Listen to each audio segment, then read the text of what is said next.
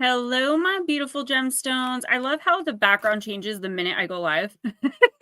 Welcome to Friday night's live intuitive oracle. Just a little forewarning. I do not feel well, but I'm here for you guys and I'm excited about it. A lot of personal drama going on, but I don't usually, I've decided no more to be an open book publicly, but dealing with it like a boss, like always. Heather Boyko, holy crap, welcome.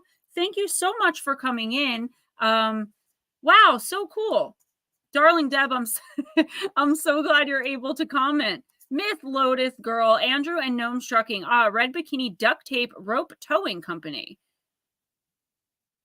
Sounds interesting. The Bat Mom, I hope that you are okay. I was thinking about you all day today. I will give you a timestamp because I know your Wi-Fi situation is wonky. Vixen Joe, Blue Crossroads. Someone sent me something that I got so involved with I almost forgot to feed the dogs. Was that someone me? And was it your personal reading? Guys, as you know, I've been having so much fun with shorts. I just want to say, like, what's up, Josephine? I don't mean to offend anyone with my shorts. I'm trying to make them kind of comedic and artsy. It's kind of my outlet. So, yeah, that's why the comments are off, though, because I'm just doing me in them. I feel like they're fun. I have a lot of fun with them. So, Heather Nikki, what's up, girl? I'm going to pull Ghostdragonzw in, even though he's not there.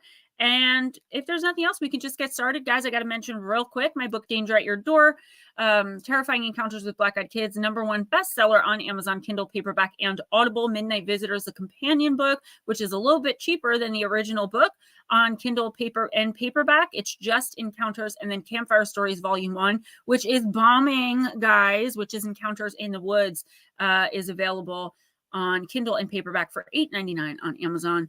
If you've ordered any of those books, if you've read any of my books ever, go on Amazon and rate and review them. 5 stars, great review. Heather, thank you. Yeah, I'm just having fun. It really doesn't have anything to do with the stuff that I do on my channel, which is more paranormal and professional. I just think they're funny. I like to jump on trends, and I'm having such a great time with them. So I hope you guys can accept them, I guess. Madison, what is up? I'm going to bring him in. He's not here, though. And as soon as he gets back, we will just get started. We're going to start with Heather because she, even though she's a friend of mine, she has never, I don't think you've ever been in here before, right?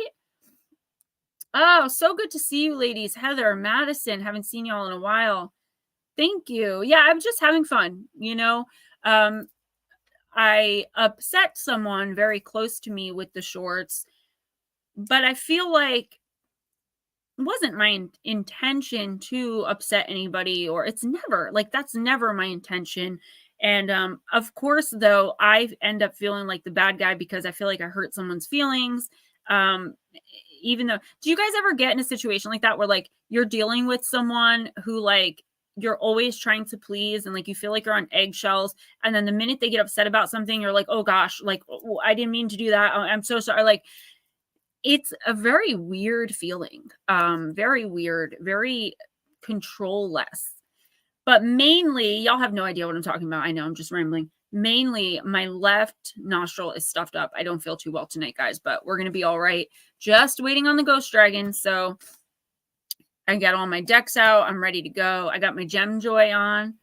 I don't know if you guys ever saw that. It works with an app on my phone where, like, the dragon pops out, the fairy pops out. It's got psychedelics, butterflies. Yeah, Heather, definitely. Heather Boyko, just dive right in. Like Blue Crossroads says, we are all friendly here, and I'm just happy to see a first timer.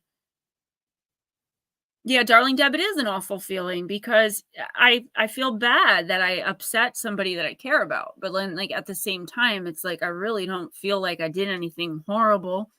You know, just having fun. Like, I'm 40 years old. I'm gonna have fun sometimes, and this is my outlet. So I'm so glad to be here. I really am. I'm just gonna jump in and start with Heather, unless you have announcements to make or anything you'd like to say, Ghosty. Nope. Go right ahead. All right. Heather Boyko, I'm using the Divine Circus.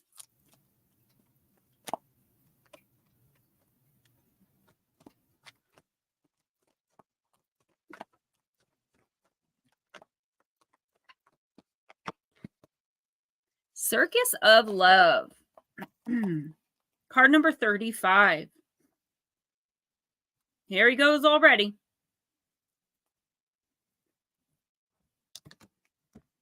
Love in all its forms is the ultimate prize in this game of life, but you've got to be in it to win it. Forget excuses and open your heart to love, to life, to luck, to laughter, for the circus of love is rolling into your soul town, and it's time for you, Heather, to be swept off your feet.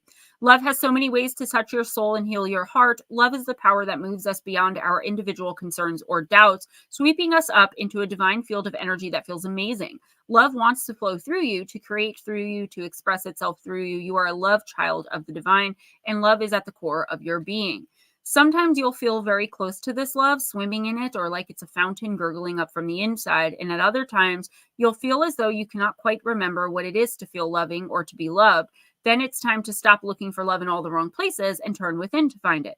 From the kindness, sweetness, affection, and warmth within your own heart, you will find great reserves of energy, creative confidence, and bold trust to open your heart to love, to life, and to your own unfolding life journey. So do not turn away from where your heart wants and needs to go. Let your mind relax. It doesn't need to understand everything or be in control of the process of love with life, with a person, with yourself, and with your purpose.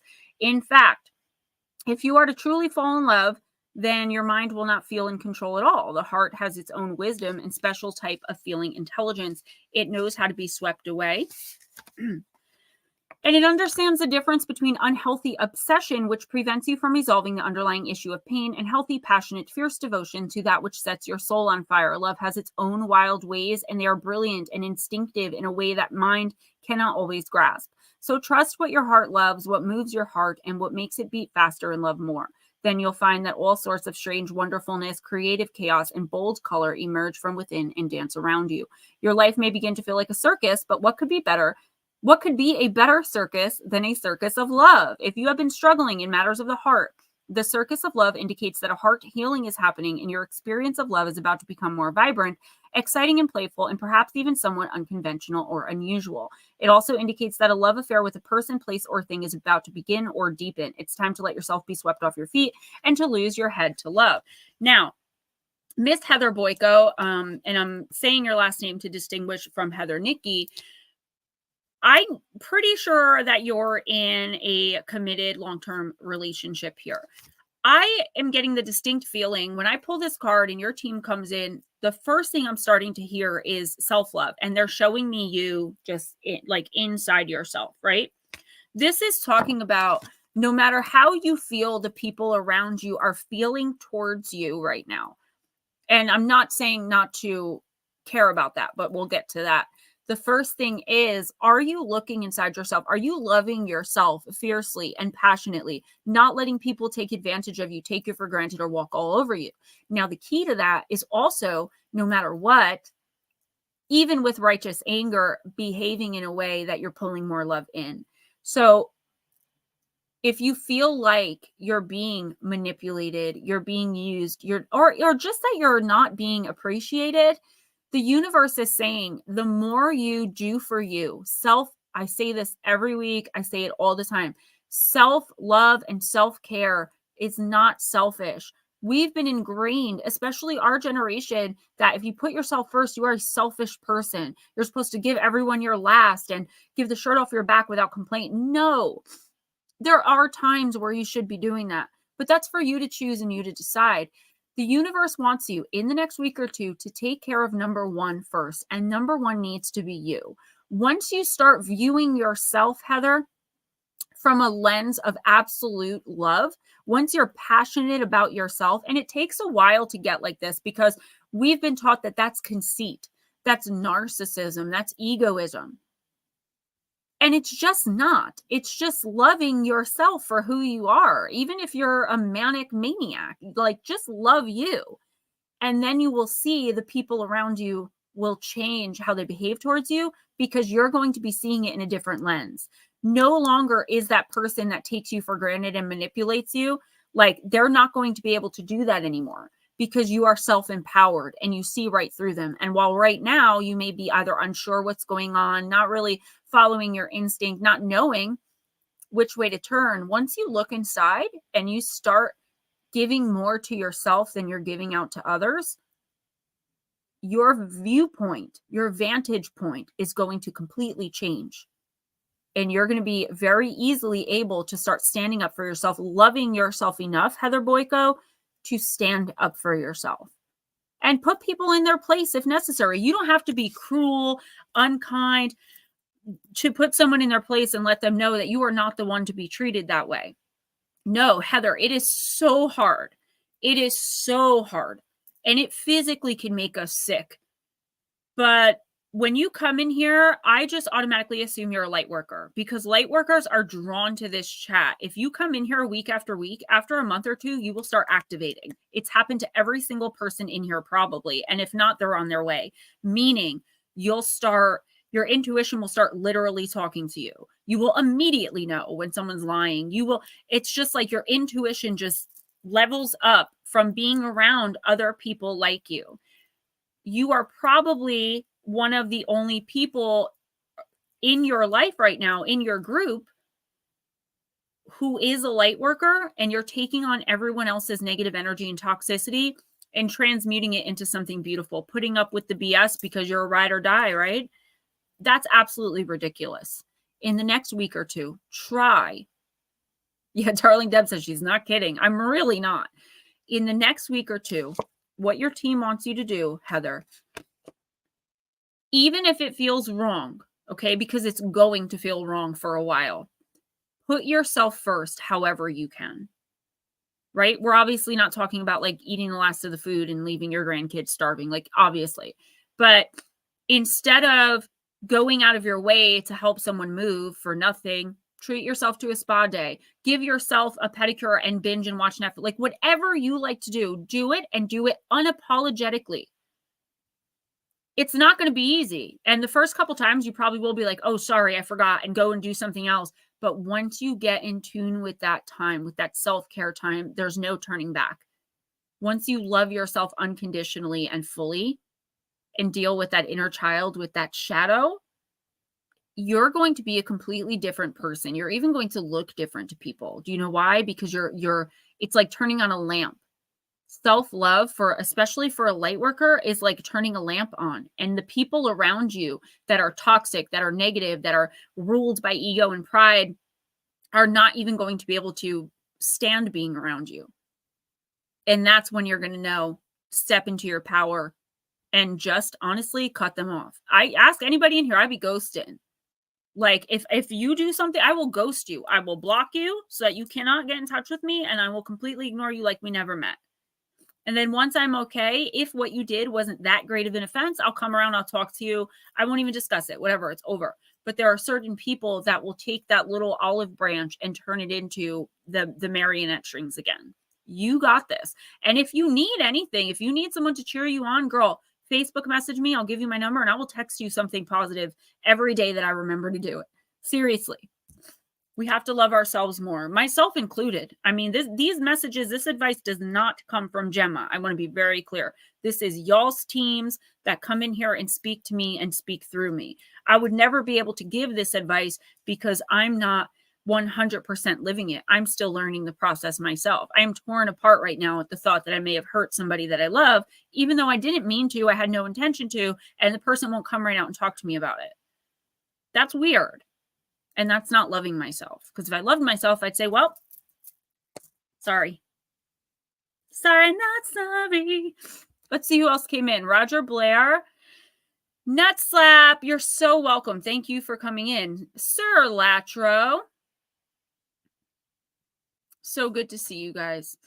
If any of you have to leave early for any reason and you want a reading, let me know. Let us know. And if we can, you got to slip the dragon $5 or a waffle sandwich, either way. And we'll try to get you guys in. And I'm sorry that I have to keep blowing my nose, but I do. So Darling Deb says, Heather, I came in here over a year ago for fun. My life has completely changed since then. That's like literally the story. Again, I take no credit, but I love it. Like I love that I've brought you guys together. When I see y'all like on Facebook and you guys are meeting up with one another and sending me pictures and talking to each other and you guys are supporting each other, I know that my stream did that. That's so cool. Blue Crossroads says, Gemma Jade, I used to tell my officers that if I did not get a complaint on them every now and then they weren't doing their job correctly. I mean, it is what it is. And I think as light workers, you know, I know so many of you can relate. I don't really talk about my personal problems anymore publicly at all. And privately, I really don't talk to you guys either. I usually turn it to mom. But I just am in a weird place right now. I don't feel good, first of all. So my head is like a little bit cloudy. And I just want things to be even, you know? I want happiness. And yeah, Lotus Girl, about 3 years. You've been with me from the beginning too. So many of you. I was speaking to KC today, and she was like, I've been with you forever. And it's like, yeah, you guys, some of you guys were my first ever subscribers. All right, Miss Lotus Girl. Actually, it's Bat Mom. Oh, Miss Bat Mom. Well, yeah, because she came in earlier and said hello.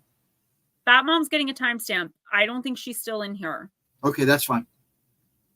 Let's give her a minute. Bat Mom, if you're listening, let us know, and I'll read for you now, because I know she's having major Wi-Fi issues. Well, I went to type her name in, and it kind of got funky, so she may not be in here. You do what you need to do. All right. I'll let you call it. You're the boss. I agree, Jim. I just want peace forever. Heather Boyko, if I don't answer anymore back correctly, I'm not sure how to do it. Heather, don't worry about it. Do not worry about it. Just hang out if you want to. Usually what I tell people as well, if you do decide to hang out, even if you're not talking, like so many people will listen afterwards. So I may get 20 to 30 people live, and then I'll get 200 views. You're going to hear messages going out to other people that you're going to resonate with. You're going to be like, oh, wow. You know what I mean? Like that hits me. That means that you should take that message too. All right, Heather, Nikki, Lotus, if you don't mind, we'll read for Heather, Nikki real fast, and then we'll get to Lotus. Heather, Nikki, I am using the Fairy Forest.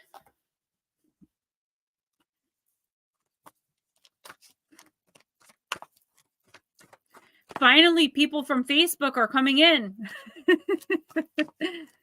I just told everyone today, I'm like, if you're not following me, please do so. I don't know what it means, but I'm sick of looking at 5.2K followers. I want more.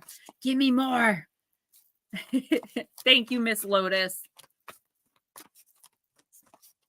All right, this is Heather, Nikki. You're welcome, sweetie. Fairy Godmother, Revelation, Discovery, and Epiphany. Card number 32 in the Fairy Forest deck.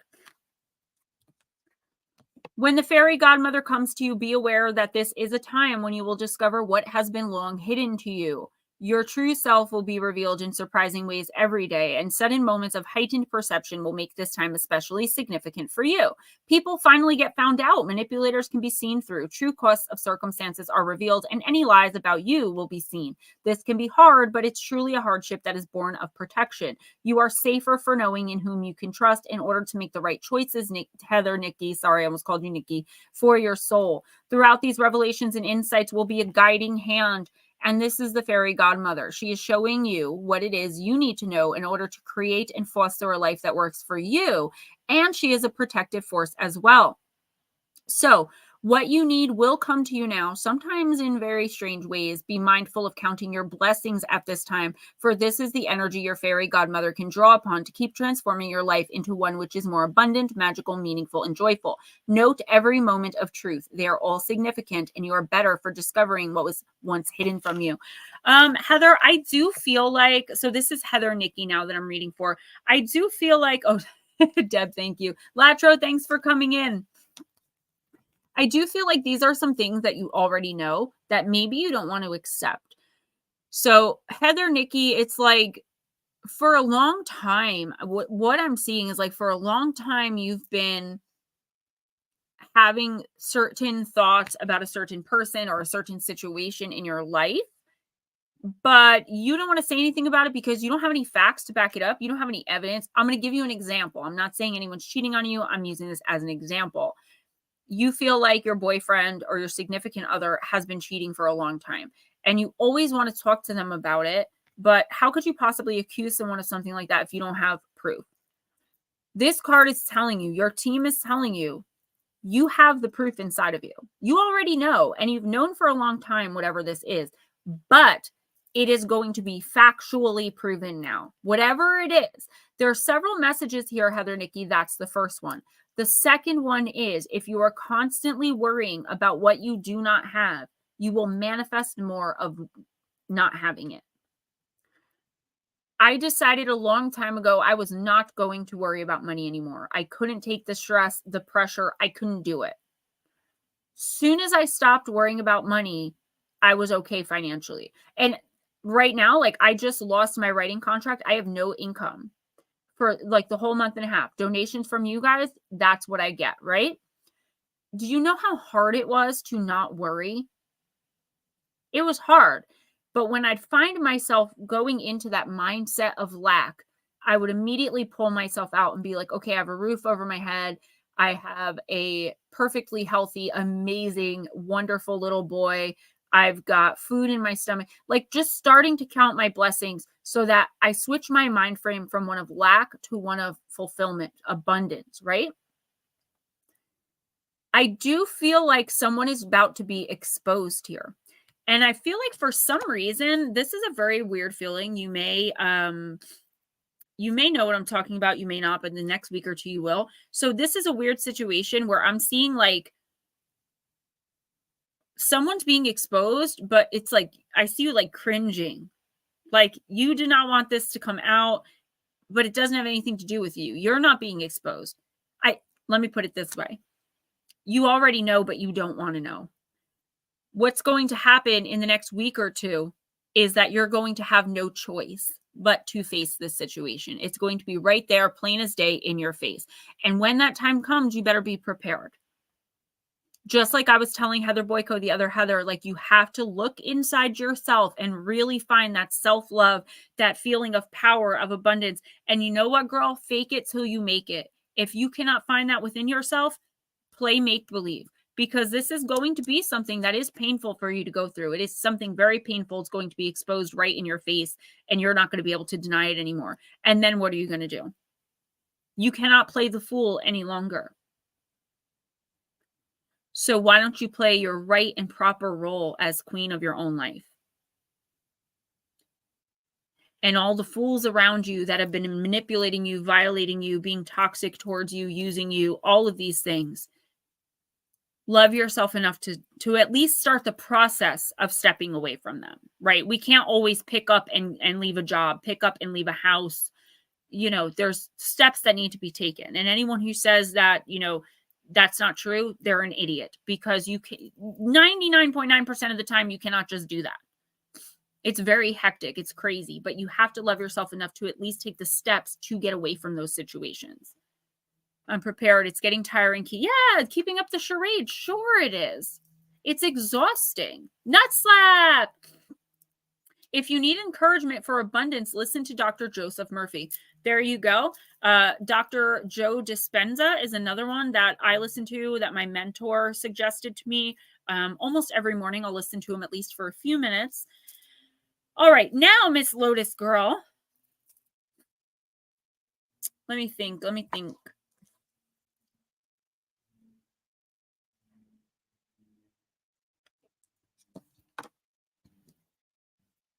Heather Boyko, yeah. And anyone who says, like, I think I did a short about this.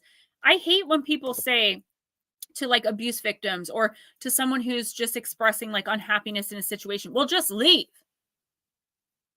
That is the most ignorant, raggedy thing. Thank you, Mark. What's up, baby? That is the most ignorant, raggedy thing you can say to somebody. Right. And if you need to take baby steps, if you need to crawl, it's okay. As long as you're taking those steps, the universe will provide and the universe will reward you. And if you believe in God, not everyone does, I get that, but I do. You guys know that God will provide.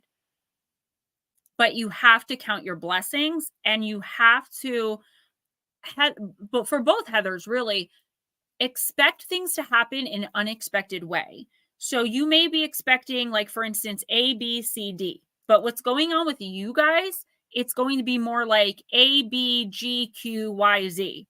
And you're going to be like, I didn't expect it to happen that way, but it happened. So take chances, take risks, take leaps of faith, obviously not dangerous ones, because from the tiniest little decision you make, somehow that's where your problems are going to be fixed. That's where you're going to come to these conclusions by taking chances and leaps of faith and knowing that the universe or God, whichever you believe in, has got your back. Lotus Girl, I'm using the Oracle of the Radiant Sun. Yeah, where is Aunt Edna? It would be nice, darling Deb, but it's just not how. Remember, we are not human beings having a spiritual experience. We are spiritual beings having a human experience. It's all but backwards. We're missing Cindy Norris. We're missing Aunt Edna. All right. Oh, there are your waffle sandwiches. I hope her and Cindy are okay. I think they'll be here. I figured we said Edna's name enough time that she'll just pop in here. Just summon her like Beetlejuice. Summon her. Okay, so the Oracle of the Radiant Sun has things like Aries, Jupiter and Aries and Neptune and Capricorn. That doesn't mean that is your planetary position in your chart, but it is the energy coming in for you in the next week or two. Not feeling well. Okay. If we have time, we can do a timestamp for Aunt Edna as well if she doesn't stop in. Lotus Girl, you got impulsiveness, row. And I believe this is Mars and Aries. It's got the little symbols. It doesn't tell me, and I don't use this deck enough to know what the symbols are. Okay, I was right about Mars and Aries. I was right. Okay, yay. I'm erasing myself from the narrative. I got Hamilton in my head.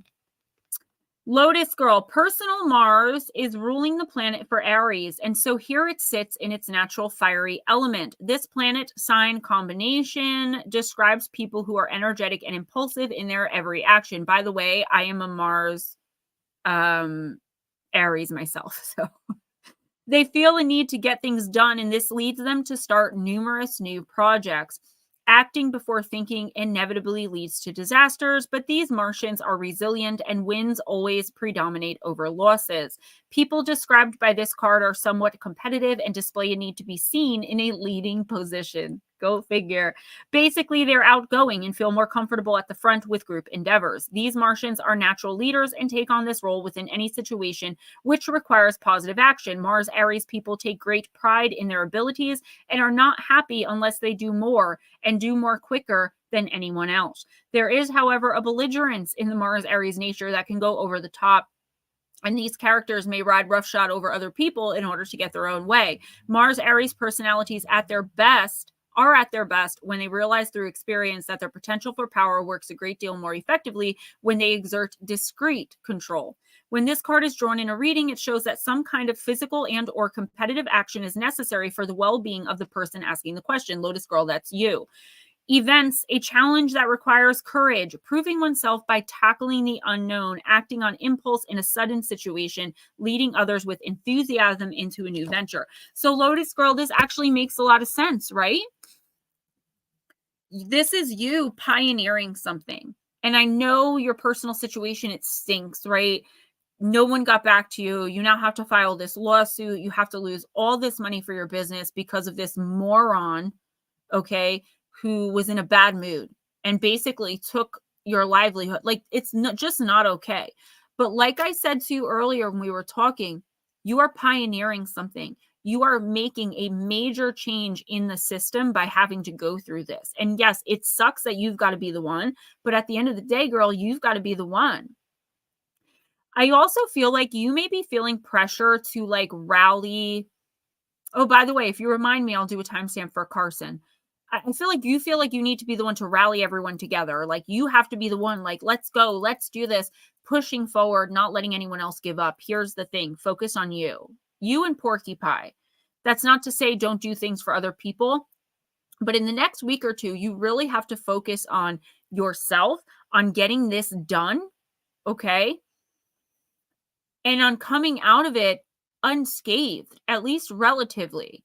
If you let the negativity affect you, you are going to remain sick physically, right? If you don't take time for your wellness, you will be forced to take time for your illness.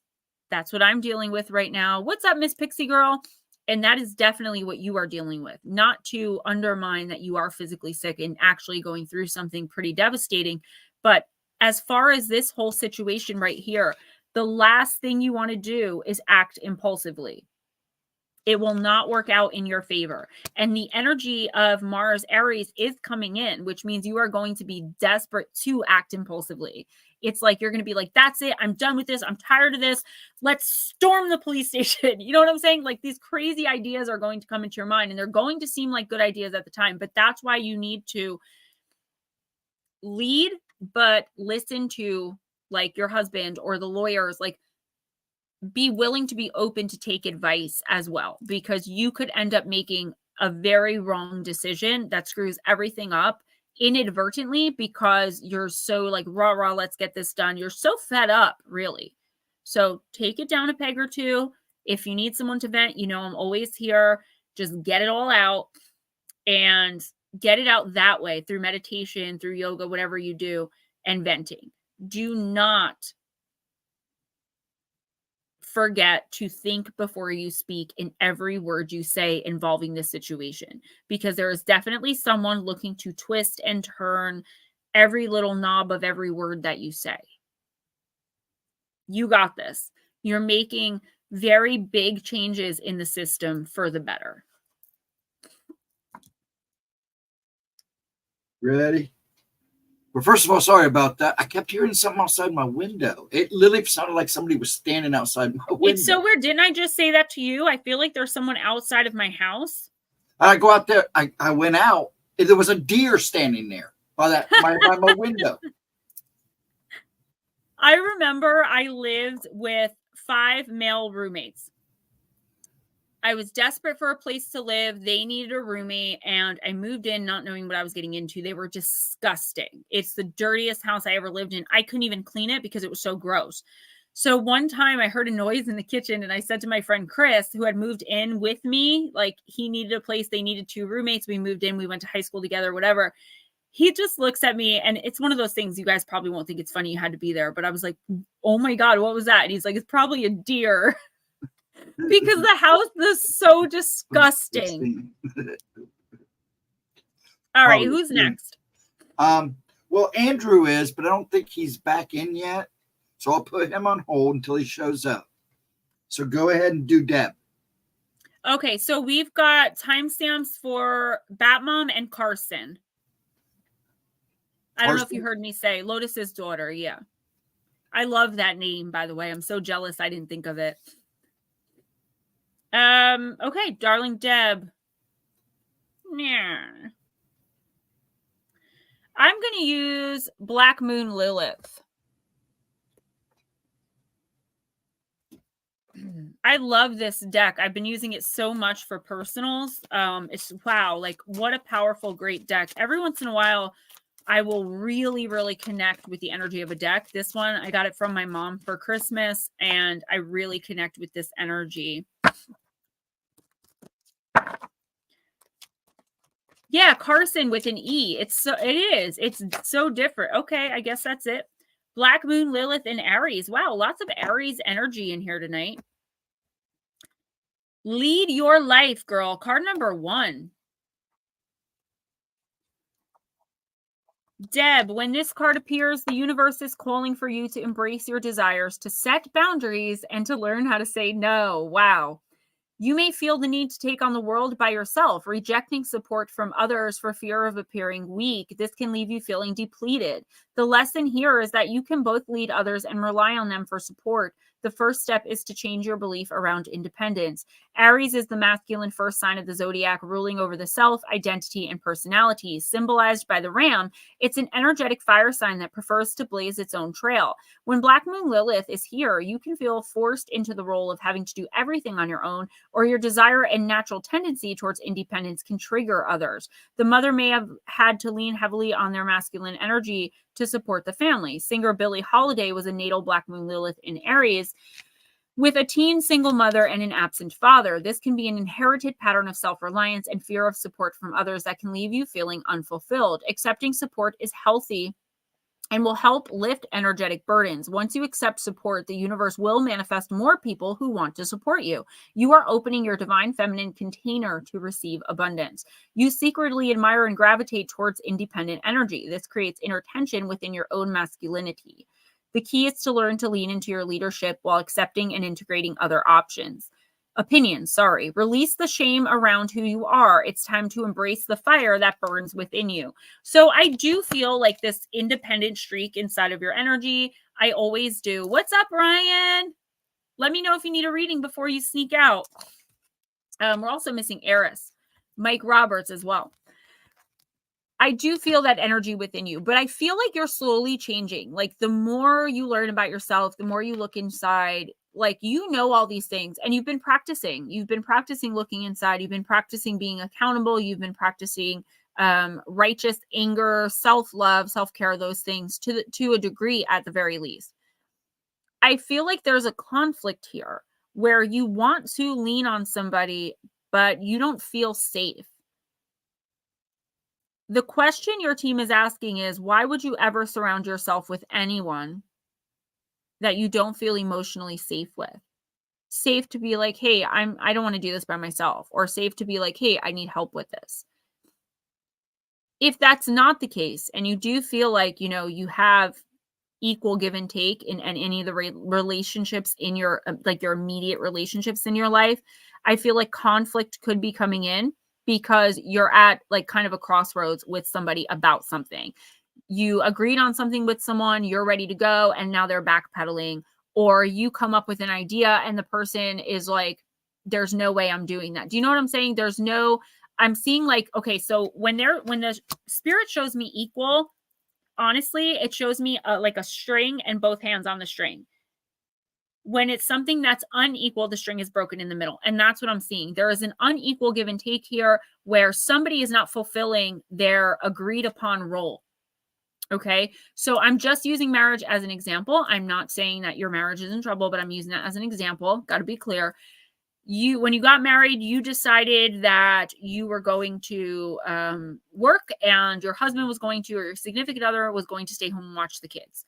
He was going to be a stay-at-home dad. Now that the time has come, you're ready to work. And he's like, that is not at all what I agreed to. Do you know what I'm saying? Somebody here is backpedaling. You need to put your foot down in kindness and in love to the best of your ability, right? It's okay to snap sometimes. We're human. It happens. The universe knows that it happens. It is what it is. But try your best to find equal common ground with this person. And if you can't, go forward on your own to the best of your ability and hold this person accountable. I feel like all that's needed in this situation is for this person to understand where they're accountable here. And once that happens, they probably will turn around and come over on your side. I feel like right now they're dealing with a lot of like inner back and forth about a situation, which is why they're kind of backpedaling. You have to step in and be the strong one for them and say, look, I'm here for you. You're here for me. We're in this together, whatever it is, even if it's something at work. But I know what it is. But I'm just saying, publicly, we'll say like whatever it is, let the person know you're there. Take the initiative. Take the first step. What they do with that is up to them. But either way, you have to keep moving forward because this is your destiny. This is your path. I'm going to read for Batmom because she was called before and we didn't know if she was here. So Batmom, I'm reading for you right now before you pop off again. I'm going to use Deep, Dark, and Dangerous.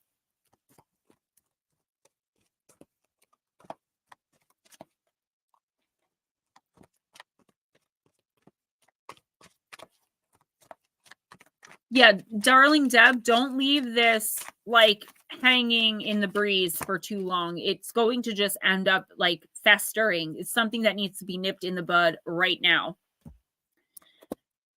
Batmom, love you, girl. You got the dragon. You're welcome. The card of treasure, card number 4. So Batmom says, I hope everyone is well and staying out of trouble. And Blue Crossroads said, staying out of trouble. Do you know which stream you're in? Like, seriously, we are like the most inadvertent troublemakers on YouTube. Oh, I love you too. Know what you treasure, Batmom. Change is natural. Holding on to what is impossible long term. Protect what's important to you. Set proper boundaries, and trouble might just avoid you. Be strategic and think ahead. Be brave. You can triumph in this situation if you really try. Perhaps one of the most well-known creatures of the darkness across many world cultures is the dragon. From ancient Sumeria, Japan, China, Korea, right across to Egypt and the Middle East, across Europe, through the Bible, and even Sufi poetry, all have dragon lore. While they may be described differently depending on where you're from, dragons almost always have a serpentine form, are large-tailed, scaly, and often live hidden in places like caves, deep pools, or inside of mountains. Asiatic and Middle Eastern dragons are the most like great serpents, sometimes with legs, sometimes without, and are often strategic and intelligent in their mythos. Chinese dragons are beautiful and are considered aligned with the element of rain and bringers of good fortune. Miss Pixie. I know that's right. The European dragon is most often winged, can breathe fire or spit venom, and has often been the target of heroes who kill them in order to win a prize, overcome something, complete a given task, or recover or steal the dragon's hoard of treasure. If it is this aspect of their mythos that is intriguing. Dragons can be seen as both gatekeepers and protectors of treasure, what's valued. So treasure being what you value. At the same time, sometimes the dragon collects the shimmering gold and jewels for themselves simply because it is beautiful to them. Sometimes the treasure is being guarded for a purpose, good or bad, yet the dragons must overcome for the hero to be rewarded with some of the treasure. In the Norse sagas, there is a wonderful story of the hero who makes his money by working out various ways to sneak past sleeping dragons. In the English saga Beowulf, a slave steals a single cup from a dragon's hoard, and the dragon knows of it and begins to raise the city around it. Beowulf takes 12 warriors with him to slay the dragon, but when they see it, all but one runs. Beowulf battles the dragon, but his sword shatters and he is mortally injured. Both he and the dragon are dying. He tells the one warrior who stayed that he must bury the majority of the dragon's treasure, lest the cowardly soldiers come back to claim it if he and the dragon are both without the precious treasure. Both terrible and beautiful dragon magic is still strong today. So many films and games still mention dragons, and the motif appears on flags for sports teams and in popular culture everywhere. More likely now than ever, dragons are increasingly seen as benevolent, intelligent, and often wronged by humans. Your plant companion, Batmom, is the orchid, and your crystal companion is the emerald. Okay, sometimes gold. It says emerald or typically gold. So which is it? I don't know. Dragon heart, yeah. Miss Batmom, I feel like there's a lot going on, okay? There is a lot going on with you, and I feel like you are having trouble prioritizing, okay? Because there are so many things that need your attention that you can't possibly pick one, because if you pick one over the other, then who and what are going to suffer? And if you do this way, then what happens to that person that did it that way? That's all. Girl, that's all background noise. And that is so easy for me to say, which is why I'm not the one giving advice. I never do. You have to take care of number one first. Self-care isn't selfish. If you find yourself in a poopy situation where you just don't see a way out, start trying to count blessings, okay? Start pulling yourself up from that mindset of lack. Even if you're in a physical place of lack, there are still blessings on your back, baby girl. And I know it's so hard to see, and we feel cursed, and we feel like we have bad luck, and we feel like there's a dark cloud hanging over us. But the more we think those things, the more we will manifest those things for ourselves. It's such a hard mindset to get out of, because here's the thing. Whatever you're thinking now is like brewing and manifesting. 6 months from now, you could be doing so much better. And that little freaking seed you planted from that 5 minutes of coming from a place of lack is going to come back and bite you. That's why we always have to do our best to remain as positive as is humanly possible, right? If we were, we're spiritual beings. We're not made for this crap. But then again, we are, because that's why we put ourselves here. Batmom, I know you have so much going on that it's like everything's a priority right now. It feels like everything's a mess, and life is just lifing you, The universe is telling you in the next 2 weeks, if you can prioritize what's most important and work on that, everything else will fall into place. Put the action in to back it up. Work on what you need to work on for you. What best serves you, not in a selfish way, because here's the thing. Whatever this is that best serves you is what's also going to best serve everyone else around you. Even if you're not trying, the decisions you make, especially in the next week or two, Batman, are going to, what's the word?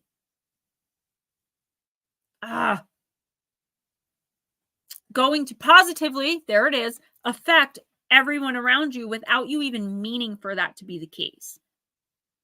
But you can't give up. You cannot get stuck. It's okay to have a moment, but you cannot get stuck in this lack mind frame, right? Losers, what do? They lose.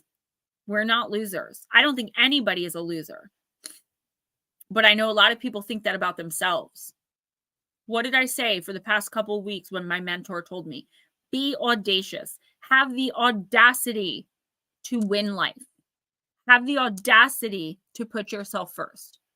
Mind over matter. Those who mind don't matter. Those who matter don't mind. People that are going to be upset that you're putting yourself first, bye. Boy, bye. Girl, bye, bye, bye. And if you can't physically get away from them, emotionally check out. Sorry, that's bad advice, in my opinion, but that's the advice that's coming in. So it's got to mean something to you, baby girl. I didn't want to have to take my sweater off. I do have a tank top on, obviously, but I am so warm. I even have my window open. Oh, no problem, Miss Lotus. Well, it's because I got the wig on. I don't want the wig to fall off, so. No, you're not a loser. And I know you're not a loser because I only associate with winners. So, and we associate. Okay, my hair is a mess now, but whatever. I'm nice and cool. Okay, sorry about that, guys. Who's next? Okay. Vixen is next. And we are going to have her on Tuesday for Tuesday Talk. Okay, yep. Sorry, I had a big puff of vape smoke in my mouth when I said that. Oh, okay. Thank you, Miss Lotus. It's a little wiggy up here, but you can't really see it. Like, it's not like the straight blonde one looks totally real, but I appreciate it. My mom really likes this one too. She likes the straight one better. I look at myself in the mirror. I just like dyed my real hair, and I don't like. It's weird to me to see me as with my black hair because I wear the wig so much now. Thank you. A hot mess. Yes. This is the hot mess society right here. All right. I'm sorry. Who was I reading for?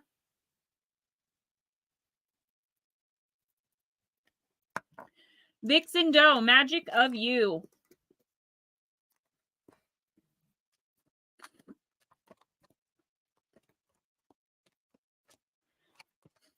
I was trying to be funny in my short today, in the one at least. It took me, you guys don't even know how many takes those things take me. I really am a hot mess. I really am. If I had to blink out, though, every time I blow my nose, I'd be on and off. All right. Where is Miss Bacon? Is she in here? I didn't see her. Vixen Doe, you got Epoch. Card number 7. Pause in your journey.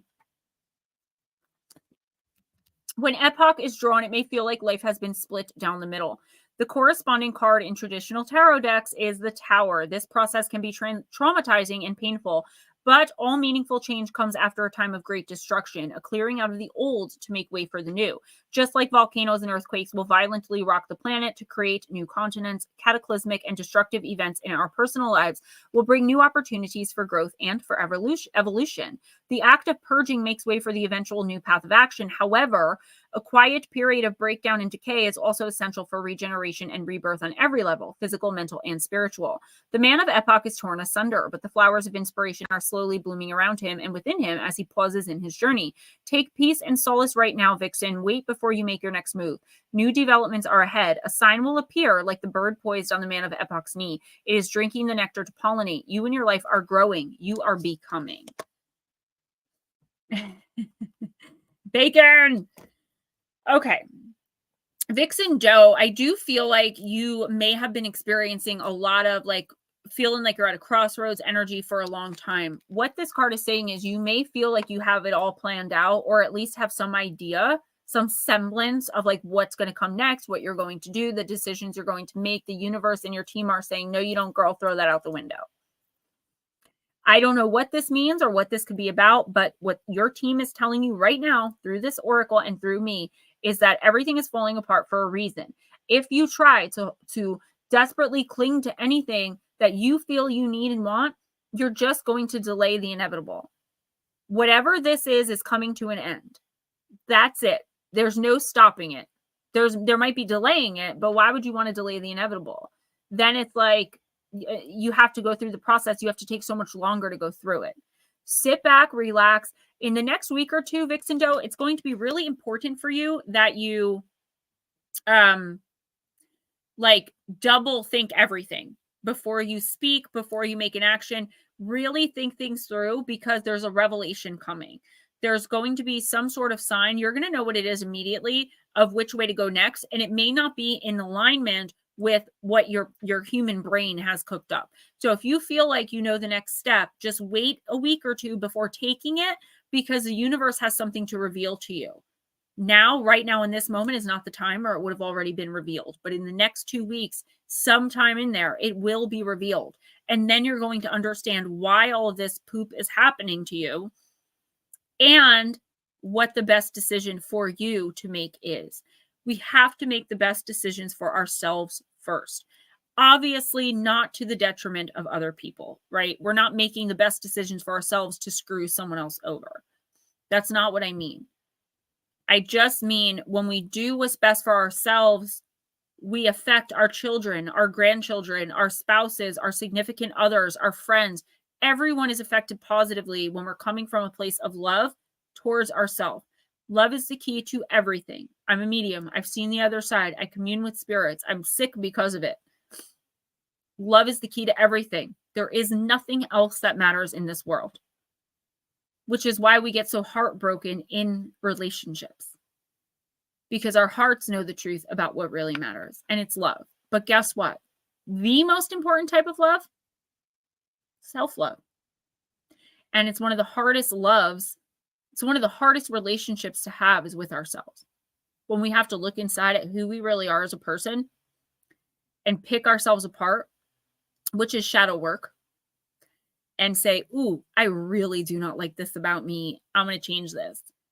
I've told you guys before, I used to be a very manipulative, I would say disgusting human being.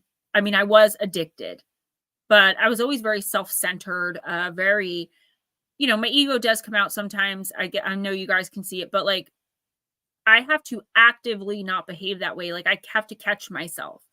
So it's more painful for me, like when somebody accuses me of still being that way, and I know how hard I've worked to not be that way. But at the end of the day, I know how hard I've worked to not be that way, right?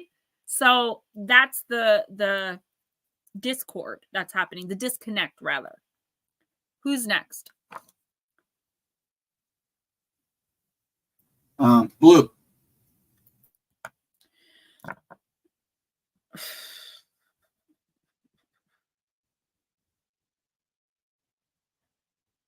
I'm going to use Alice in Wonderland.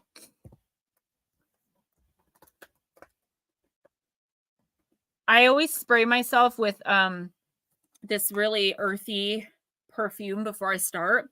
And I just got a whiff of it, and it smells so good. It's that Bath & Body Works stuff. If you've ever got a box from me with that little tiny diffuser, that's Bath & Body Works. That's not Gemma Jade. That's Bath & Body Works. It's my favorites. I send them out to you guys. Starting to remind me of Goldberg. You're next. I don't know what Goldberg is. Is that a wrestling thing? You're the next contestant on Gemma Jade Paranormal. Josephine, you're next after Blue Crossroads. Let us know you're here, please. We're still here. Yeah, down the rabbit hole. Sounds like me researching. By the way, I told you guys Tuesday I was uninspired. There were probably going to be no videos on Monday. Yeah, right. Next week, that might be the case. I'm supposed to be getting a new contract like within the next 48 to 72 hours, which is amazing. It's still going to be another month before I have any income, but got to count our blessings, right? But anyway, yes. So I've got for the 11 a.m. premiere, and guys, just so you know, the thumbnail says members only, but that video is public for everyone to watch for 24 hours. So just because it says members only, try to watch it because it's usually public. Batmom, that's crazy. There was a wrestler named Goldberg. That's what I thought. Old school wrestling deal. So I forgot what I was saying. Oh yeah. Josephine, I see you. So I've got the disappearances of Hannah Up and Noah Donahoe. They are insane vanishings, like the weirdest stuff. One of them disappeared 3 times before she disappeared for good. The other one is just an insane story. So there's that. And then I've got, what do I have for members? My mind is so clouded because I don't feel good right now. Hold on. Let me just look really fast because I know I got it. Haunted Dolls is for members. So I see Josephine. Thank you. Lotus Girl, right back at you. And I add in like full health because I hate seeing you sick. I wish Victoria's Secret would make their Beauty Rush Grapesicle again. Do you know Victoria's Secret used to have a lip plumper that the minute you put it on, not to get off topic. Sorry, guys. Blue, give me a second. I'm a rambler. The minute you put it on, I remember putting it on one time. My mom was like, holy crap, what happened to your lips? She thought I was having an allergic reaction. That's how good this stuff was. It was $26 for this. It was this big.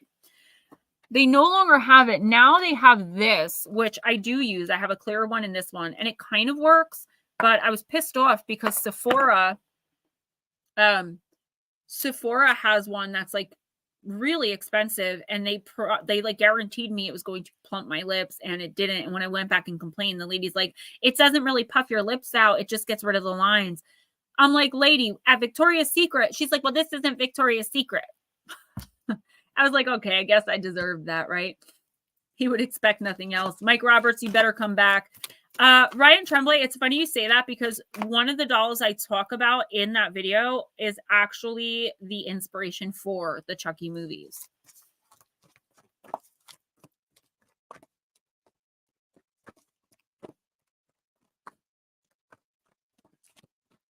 All right. Who in the world are you? Card number 19. Getting to know the new you. Oh my gosh, this is so fitting already, right?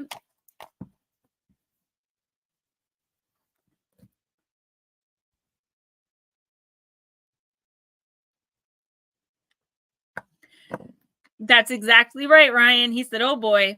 So now I have to watch the video. Well played, Gemma. Well played.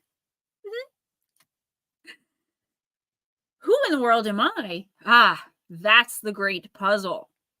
When you receive this card, and you did get it in the upright position, you are being asked to rediscover yourself through the asking of that all-important question, who am I? As Alice so wisely says, that's the great puzzle. So many people go through life being who they think they are, who others say they are, or who they think they ought to be, when who they truly are is submerged beneath conformity, habits, stereotypes, cultural expectations, and other people's opinions. This card is asking you to ask this question and to assume just for a moment that you may not know just who you are. This is your invitation to go beneath the roles and the assumptions, allow your true self to slowly ascend and emerge from beneath the stultifying feedback of the world and to be once again. When this card comes to you, Blue, it's a wonderful opportunity to live from the heart of yourself once more, to question all you think you are and to find out who you are right now in this moment. You may wish to meditate on this question or to find out who you are in new places with new people.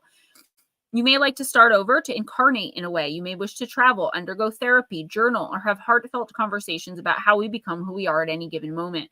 Treat this like a wonderful adventure and an opportunity to forget who you think you know, or what you think you know, Rather than going along with beliefs, aim to truly see yourself. Puzzle out, once again, a rebirth into your new self.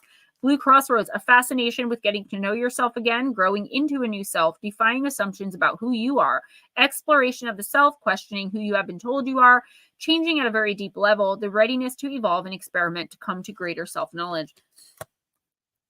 Oh, Lotus Girl, do you have like a link or where I can get it? Because I have 15 plumpers right now and none of them work. They look pretty, but none of them work. Blue, this is so fitting.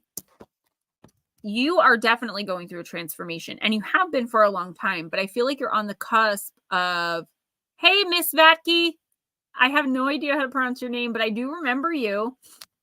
I feel like you really are at the cusp of the new you.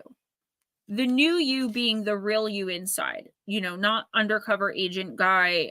Yeah, Vixen Doe. I swear it was playing in my head too. Getting to know you, getting to know all about me.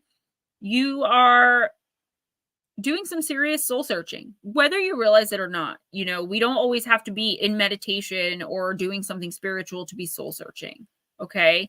We just have to, and this must be the theme of the night, or at least one of them, we have to look inside and we have to face those ugly parts of ourselves and decide what to keep about us and what to get rid of.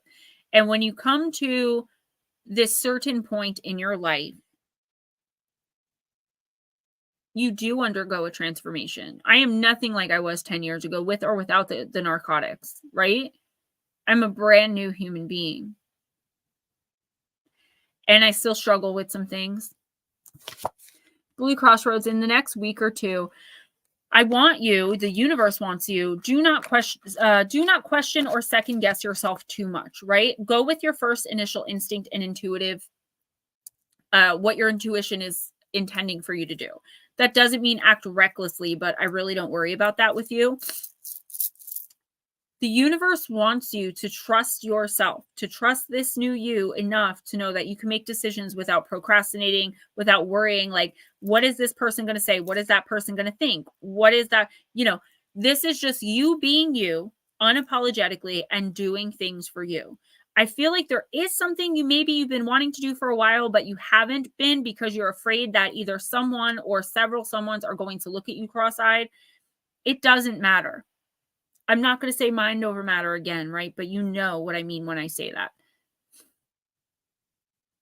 You have to come to a full acceptance of who you really are now and stop letting the past define you. Stop letting other people define you. It's okay to have things about you that, you know, you don't like. Those are the parts that you work on to get rid of, to grow out of, so you could be more authentically you. And those who don't like what you're doing and don't agree, too bad. Who are they? Are they paying your bills? Are they sleeping with you? So why does their opinion matter?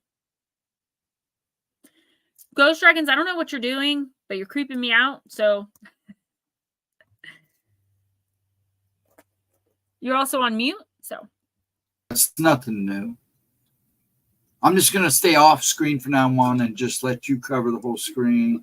No, I don't like that. Read your names. Could you please not do that? Okay. But anyways, I was taking care of a problem in the background. Okay. As long as you're okay. Like you're not having no, Grandpa was. Okay. No problem. Miss Vat, let me know if you want a reading. So good to see you. And I am sorry if I'm mispronouncing your name. The Bacon Lady's back. When I hear Bacon Lady, I think Melissa Nicole. That's why I keep asking that. Josephine, I'm using Moonology Manifestation. Close, Gemma. What does that mean? What did I do?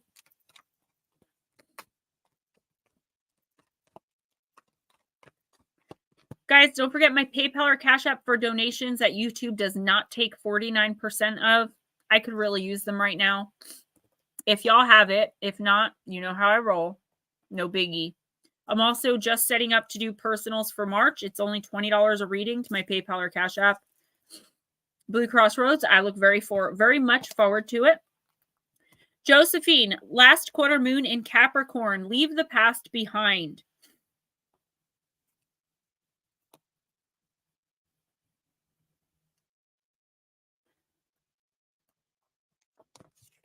Oh, guys, my birthday. Guess what day it's on this year? Friday. Remember, because last year it was on Wednesday and we always streamed on Wednesdays. Let the monsters in. What Ryan Tremblay says. If anyone is still awake at 10 p.m. Eastern, I'll be doing a live show over on Uncanny Earth. We're talking Wendigo, Skinwalkers, and other native lore. We might still be here then, but probably not. Ryan, let me go in and give you a wrench. I was just going to ask you. So that you can post the link. Or Stephen, if you want to. I don't know how to do that. Okay. What you do is, I'll just walk you through it real quick. You don't have to do it. I'm going to be doing it. But what you do is you go to YouTube, into, you know, the chat, like you're watching the live, and you go to the person you want to wrench. You go to their name and hit the 3 little buttons next to their name. And it'll go all the way down at the bottom. It says add as moderator, and you could do managing or standard. Most people in here have standard. I think Edna has managing. So Ryan, you should be a wrench in about a second or two, and then you can post the link to that. And guys, if you're still awake and still doing your thing, go over and watch it. All right, Josephine. I have to do that in your. I can't do that. I have to be in your YouTube. Really? Because I gave you. Yeah, but it on doesn't. StreamYard, it says there are 2 of 2 people running the StreamYard. Right, but it don't work on YouTube. And then when I click it, no, that's okay, no problem. Josephine, something is standing between what you want and how you can get it. That's okay. Now you know it's there. You can do something about it. You just need to be strategic. It's wonderful to go for things with a childlike, carefree attitude, but drawing this card suggests that you need a proper plan as well. Leave the past behind you. You may need to move through and clear a criticism someone has made of you, which has somehow burned itself into your brain. You have work to do. My mentor told me that the people that troll me and talk badly about me and try to make me feel bad about myself, that they're not wealthy enough to rent space in my head. And Josephine, that is what I'm hearing. I'm hearing him say, these mother effers are not wealthy enough. How dare they even try to take up space in Gemma Jade's head? I say that to you, Josephine. This moon has a bright, shining energy, but a reserved pressure is piling up. The great thing about knowing what stands between you and your goal is that you can do something about it. Your manifestation affirmation for the next 2 weeks, the only way out is through. I think I used that as a Facebook status at some point. Josephine, yeah, I feel like you are definitely procrastinating. Okay. You're welcome, Ryan. We all have to work together in this community. I mean, it's the only way to get stuff done. Guys, there is the link, 10 p.m. Eastern. If you're still awake and doing your thing, go on in there. I'm going to go in and listen while I'm cleaning up. Okay, Josephine, you're procrastinating way too much, girl. You know what you have to do. You know what you should be doing. You know exactly how to do it, but you're not doing it. And I feel like the reason is you've been made to feel like you're going to be so wrong if you do this. I do feel like this is a close interpersonal relationship. Maybe you're dealing with that toxic person again. You know exactly what you need to do. And until you make the move, I say that to my 5-year-old, Ryan, until you actually make a move and put an action behind getting this done, the universe is not going to move anything in your favor because you are still proving to the universe that you are not learning the lessons you're supposed to be learning. You allowed toxicity back into your life after getting rid of it because you wanted what was comfortable. We have to get comfortable. This is one thing I learned in my recovery of more than 5 years now. We as human beings have to get very comfortable with being uncomfortable because the more uncomfortable you are, the bigger the lesson you're going to learn and the bigger blessing you're going to get once you finally work through it. Go through or grow through what you go through. There was a sign in one of the detoxes I went to. It said fear. Forget everything and run. And then on the bottom, it said fear. Face everything and rise. Why would you, and I'm not seriously asking this because I totally get it, but the universe, your team is like, why would you worry so much about this toxic person, this toxic energy around you and how they're going to feel or what they're going to think? When they're the toxic one, they're stopping you from manifesting the very best for yourself. They're keeping you enclosed, encapsulated in your comfort zone. The only way out is through. Josephine, you have to make a plan and stick to that plan to get away. if you want to stay comfortable in this toxicity, that's perfectly fine too. But you are not going to manifest anything but hell. And I don't mean to be harsh. I just say what they're telling me. I hear it in my head and I repeat it. So I love you, girl. I want to see all of you guys do well and manifest your very best for your lives. And when I have my beach house and my spiritual retreat, most of y'all are coming to work for me anyway. So get used to like the Jersey air. Come here, visit, breathe it in, and then, you know, do that every once in a while. So when you're here living in the spiritual retreat and working for me, you'll be used to it. Madison, signs of the times. See, you don't need me. You're ahead of the game. You're doing good. I can read. Divine Empathic, what's up, girl? If you guys want a really amazing tarot reading at a really good price, you've got Paranormal Pixie and you've got Divine Empathic. I do Oracle. I will do tarot with Oracle for a little bit extra money. So I charge $30 for that. But these two ladies, I haven't been read by Pixie yet, but I'm sure she's spectacular. And Divine Empathic gave me a reading that was so on point. Like it was a month ago and I'm still listening to it.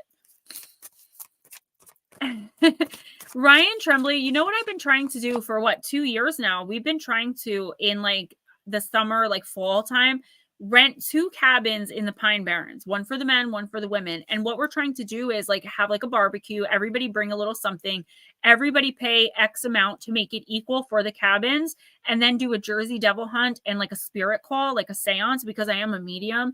I wouldn't channel anyone's relatives, but I would love to see what and who are buried on that land. But nobody ever, like, everyone says they want to do it. And then like when the time comes, like nobody gets back to me about it. I'll only go if I can take ghosts and disappear into the woods for some cryptid investigations. I need bait. Someone to tag along. He would be good bait because just like me and Long Island Bigfoot, they're all attracted to him. Long Island Bigfoot has a really serious gift when it comes to animals and cryptids. He just attracts them. No, Divine Empathic, it's all you, baby.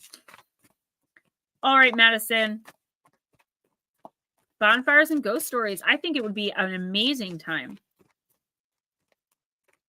Oh, yeah, Ryan, I finally, I don't do Facebook Messenger because I'm a married woman. I don't talk about it a lot, but I am married. You know, I'm committed to my husband and I get very weird, inappropriate things in my Facebook Messenger, but I do go in to send people their personal readings every once in a while. And I finally saw that you had messaged me and I did message you back.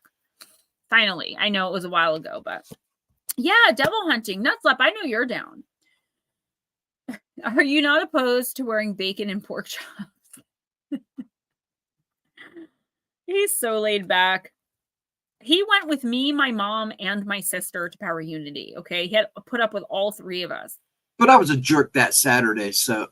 Oh my God. I'm over it. Granted, he didn't have to deal with us he didn't have to deal with us at night because he stayed in a separate hotel. But like very early in the morning, he was there dealing with us like before coffee and Red Bull. It was interesting.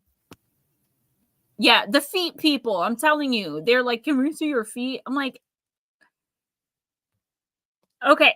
Madison, power lines, card of energy. Energy constantly flows through power lines and provides a vital resource that's easy to take for granted because it's just there. Think of your energy in the same way as it runs through your body. It's important to take note of how you feel and where you are energetically. Do you feel tired, overactive? This could be a sign of an imbalance that could easily lead to burnout and a loss of your own power. On the other hand, proper rest and energy work can balance and recharge you. The card is also a reminder that energy is ever present and connects us all. Surround yourself with those who complement and reciprocate your energy. You may also be a source of empowerment for others, which can lead to fulfilling connections. Energy is tricky, so what you may be feeling may not be your own. It's important to check in with yourself to be able to make the distinction. Follow the flow as it crisscrosses your body like power lines through a city block or on a country road. Additional meanings: beware of burnout, look into energy healing, mood swings, and energy boost. Madison, I do feel like it's very hard for us, especially as light workers and empaths, to check in with our emotional selves daily, right? Where is our emotional vibration? If we're not feeling the best mentally or emotionally or even psychically, why? It's important to look around. Now, I know most of you guys, I never want to see that, Ryan, like ever. Like, I'm sorry, guys, but that is gross. Anyway, especially like uninvited, it's just like opening up. I just don't want to deal with it. I have enough issues with my husband with my social media presence, so I'm just not. Okay, being aware of our emotional vibration. What is around you now? Most people can't see spirits around them, but I'm telling you guys, they're there and they are draining you of your energy. Not as much as if you could see them or acknowledge them. So I posted a meme that said I stare at random spots in the room because if a ghost's there, I wanted to think I could see it or something like that.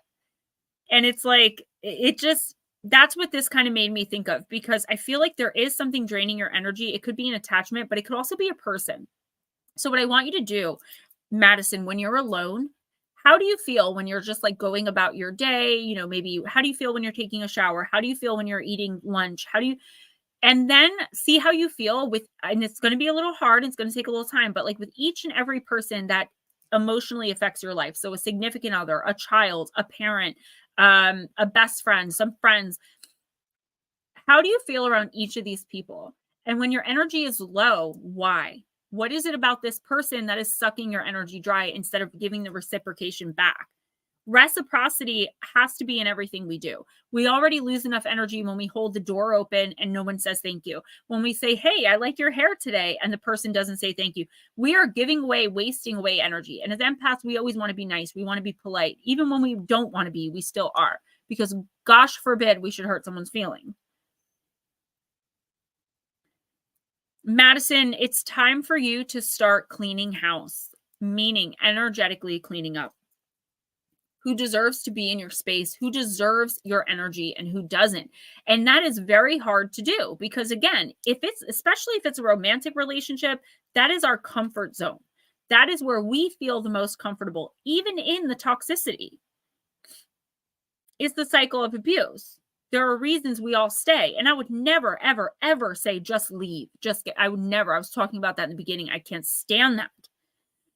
But you do have to take steps to get yourself out of there, to get yourself uncomfortable. If you have people in your life, even if it's like when you get to work, you're good with everybody, but that job is absolutely draining you, honey, you have to at least try to find another job. If you put yourself out there and send in 20 resumes and no one gets back to you, you're putting the action out there. The universe will see that and will eventually come to you at a place of abundance and give you what you're asking for. You are taking on way too much from way too much. You're taking on stuff from people, from situations. You're pulling energy from places. I would recommend, if you can, Madison, they're very cheap. A tumble of black tourmaline. I would send you one, but it would cost me so much just to send you a tiny little rock. I always put them in boxes when people purchase the boxes. Piece of black tourmaline or hematite. Those two stones specifically will protect you from negative energy, negative entities and spirits draining you, and will keep you grounded in yourself. Baby UFO, what's up? Well, let me know if you want a reading before you stop typing. Madison, you have a lot going on, okay? And that's okay. Most of us do, but you have to protect yourself. You have to protect your energy before anything else. That's, again, putting yourself first, not in a selfish way, but in a way that just makes sense. Once you start doing it, it'll make sense. Yeah, so good. Madison, I'm glad that the reading hit home again. Listen, if you go into like an East meets West, a tumble of it about this big, black tourmaline or hematite will be like $5. That is a little expensive. That's normally where I have to get my stuff. Or you can order a tumble online from like Amazon. Just look in the description and make sure it's a real stone. Very cheap. And I'm telling you, the difference it will make will be so significant. Like you'll notice it immediately. Okay, cool, baby UFO. I'm ignoring my text. My uncle is asking about my phone. Oh, geez. No. And paranormal pixie, that's okay to do. Okay, it's okay to not deal with things you don't want to deal with, that you don't feel you're energetically, mentally, emotionally, psychically able to deal with right now. There's nothing wrong with it. I'm sorry. And that's from me, because we've gotten that message from spirit so many times. Protect your own energy. It is the most important. Without it, we're dead. So. Are you ready? And I am sorry about your father. I have been praying and lighting candles. It's devastating. I can't even imagine losing one of my parents or having one of them be sick. My father's been in active addiction since I was 10 years old, and it's like, that's bad enough. I can't imagine getting a call like that. My heart bleeds for you. I'm sorry. Who's next? I just know how she feels. I watched my mom go, so it's just rough. Nut slap. I'm sorry, I broke my concentration. Nut slap. We're going to use the Shaman's Dream. We're also missing Netter.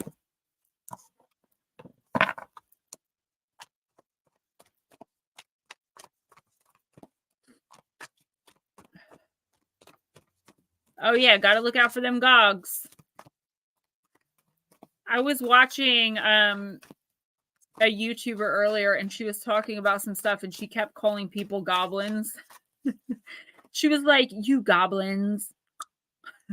I'm going to start doing that. I'm going to start clicking my tongue like Gen Z does all the time. When someone insults them, they're like, and they just like keep doing it. I like the sound. I think that's going to be a new part of me. Mark wants to know where he's at on the list, babe.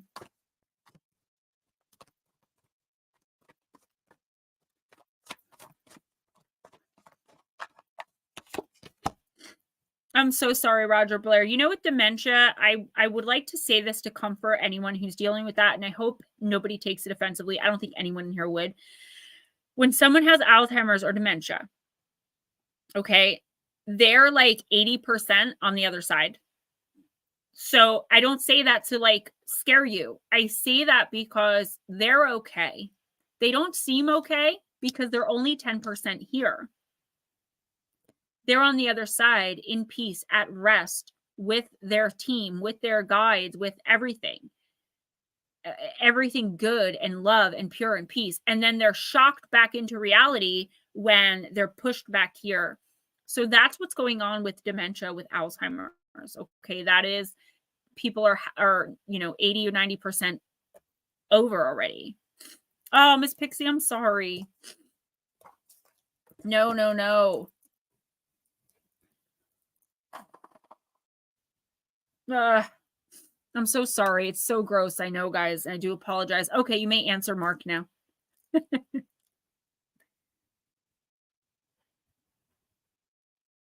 3 after Nut Slap, which is now. Nut Slap is now. Nut Slap, Roger Blair, then Mark. Yes? Okay. Nut Slap, you got Deep Diver, diving into a task. Card number 10. Embracing risk, diving into a task and new discoveries. It's easy to play in the shallows where the waters are clear and you can see all that glitters by your feet. Anyone can venture here. There is little risk, nothing to discover, no dark secret, nothing you can't already perceive. The treasure has long been picked away, replaced by a gentle certainty. In the shallow river is safety and no surprises. But that's not who's calling you now, Nut Slap. My hair. The deep diver invites you to take the plunge with him. You can't see the bottom, but you must swim into the dark depths to find the mystery that eludes you now. He knows where the pearls lie underneath the ancient sand. You are called to look beyond the surface of things for your answer. Let your intuition propel you into the water, allowing your memories to swirl around you and your emotions to well up as you face the unknown. Your curiosity will be your greatest guide. You'll surely discover something wondrous to bring back to everyone who is waiting by the shore, but only you will truly know the value of your discovery. Are you willing to do the work, to dive in, to make the commitment to see it through, and you'll be amazed. Yeah, this is about you definitely going deeper into something, okay? Getting really involved, going after something you want, maybe. Finally taking a next step towards something that you've wanted for a while but weren't really sure. Like, I feel like you've been in a comfort zone for a really long time too, like most of us have, and that's no judgment or indictment on you. But the universe is telling you an opportunity. I wouldn't say in the next week or two. I'm seeing like the way they're showing me is like month. So from 1 to 2 months from now, an opportunity is going to come in, nut slap. So pay attention. That is going to allow you to step outside of your comfort zone and get your raise yourself, get a glow up abundance. Okay. Are you okay, Stephen?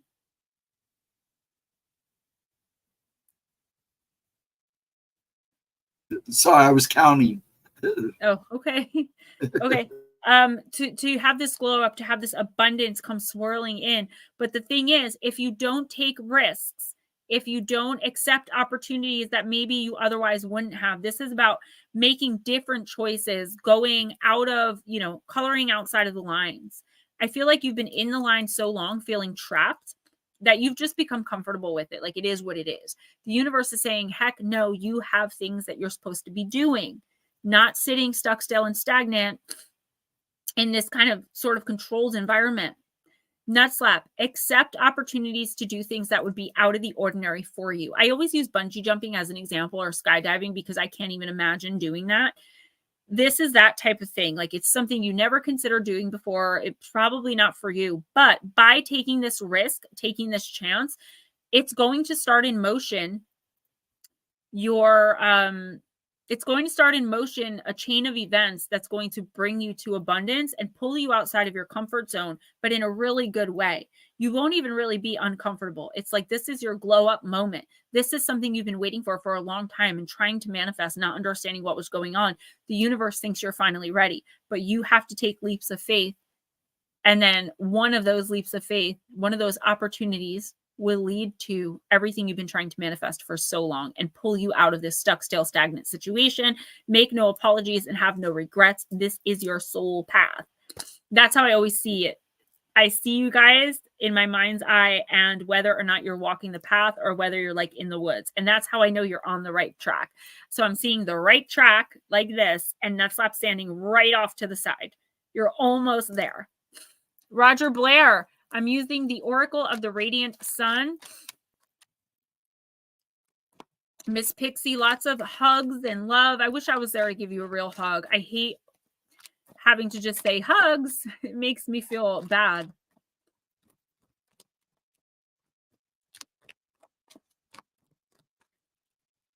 Mark, you'll be next, sweetie.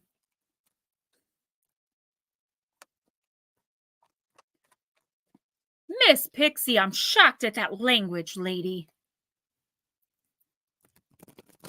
Darting aimlessly in zigs and zags. Yeah, most of us are. But a lot of us charted that for ourselves. I went to go geocaching one time. I've told this story so many times because I accidentally channeled a Bigfoot that helped me get home when it happened. But what I did was I had never been in the woods before. I had never been on a hike, right? I'm a city girl. I'm from Patterson. You could walk to the bodega at 2 a.m. to buy one cigarette.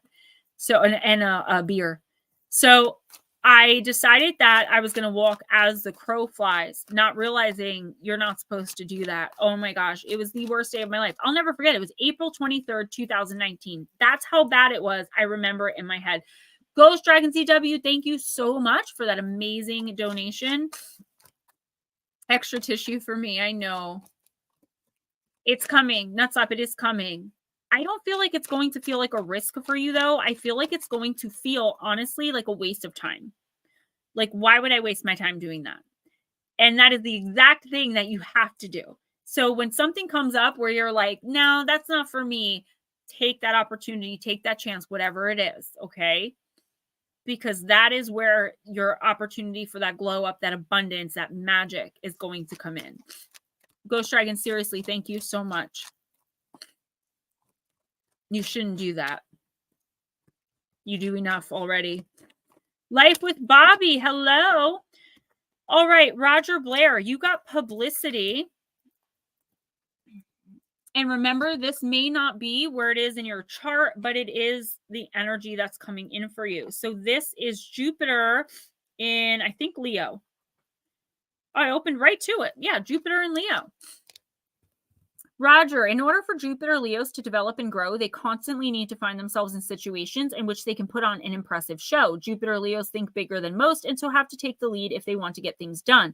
Local events that need creative imagination and lavish ideas are waiting for their special talents. Plenty of socializing gives people with this planet sign combination ample chance to radiate their natural warmth, but if they can find a creative job, then so much the better. Their creativity finds good opportunity for appreciation in any of the arts, and their talents, whether professional or amateur, grow as they mature. With this placing of Jupiter, gambling will be a temptation. Gambling will be a temptation. Take that seriously. And some discipline may be useful to rein in over-optimism. The children of Jupiter Leos, if they have any, are likely to be a source of great pride, and parents will spare no expense on their education. There is likely to be at least one creatively talented and successful offspring. That's good to know. Because of the Leo link with children, when this card is drawn in a reading, it can indicate the encouragement of a child in a creative expression of their talents. This can manifest negatively as the archetypal over-pushy mother of the child star, living out her fantasies or of fame through her progeny. Positively, it can refer to a nurturing and supportive parent. Blowing one's own trumpet, blowing one's own trumpet, the attraction of some kind of fame or attention, taking a leading role in a local activity, a prominent member of the church, or a similar organization. Roger, I feel like you are coming into a position of prominence either at work or in your personal life. I don't know if you have kids or grandkids, but it's very possible that you might soon. A godchild, maybe. Somewhere you are getting, like, I'm seeing you leveling up. So this is like it said, maybe in your church, you're going to become a deacon. At your job, you're going to become co-owner. You're going from being engaged finally to getting married. There's something here that you've been wanting and working towards for a really long time. And at the end of the day, it could be something as small as you having such an effect on a person in the younger generation that they are thriving due to your guidance, due to your mentorship, due to you just being you. Roger, in the next week or two, please be very mindful, number one, of gambling. And that doesn't just mean at like casinos, right? To me, I always think Atlantic City. I'm from New Jersey, so the casinos are right there. And I know they're all over the place now, but if you haven't been to Atlantic City, you're missing out. I'm just saying. Oh, nut slap. Yeah, just send $20 to my PayPal or Cash App. I'll get it right out to you. Be very, very careful about not taking this too far. Like not letting your ego get involved, right? Not letting yourself fly out of reality, right? This is an amazing thing. It's a big accomplishment. Whatever this is a big deal. But the universe is testing you to see, are you going to come from a place of ego or a place of gratefulness and blessing? And that's going to be your test in the next week or two. You are going to have some seriously, quote unquote, good luck, or someone around you is going to and attribute it to you, to guidance or something. This is a little bit of a strange message. I get one or two every week that I'm like, I don't really know what's going on. Watch your ego. Do not let pride, Roger Blair, overtake any part of any situation or relationship. If you're in the middle of an argument, maybe tempted to say something really nasty just to win, just to get a dig in. This is this type of energy. That is lower vibrational Leo energy. Not saying Leos behave that way, but the lower vibrational ones really do. Don't let your pride and your ego overtake you. You will miss out on opportunities, and you will, instead of gaining abundance, you will lose and be put back into a place of lack. This is a major test. Also, like I said, don't gamble. I got off on a tangent on Atlantic City, but what I was saying was this doesn't just mean gambling with money. Don't take any unnecessary risks or chances in the next week or two. Play it safe, play it cool. Stick to what you know, at least in the next week or two. If there's some contract or something that maybe needs to be signed, a major purchase you want to make, treat it like a Mercury retrograde, Roger. Do not sign anything. Do not, like, please. It's just not a good time. All right, Mark Hall said, give me one sec. I hate that I'm blowing my nose. And when I rewatch this, I'm going to be so angry with myself for not blinking myself out. But it's just like, it would be so much. Mark Hall said, I'm using the Delaware Oracle.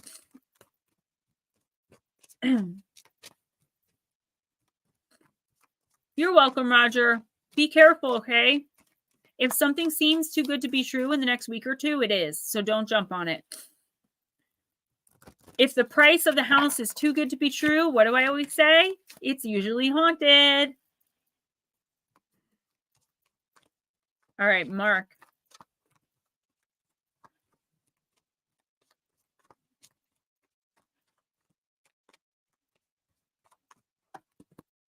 The Blue Fairy, card number 27.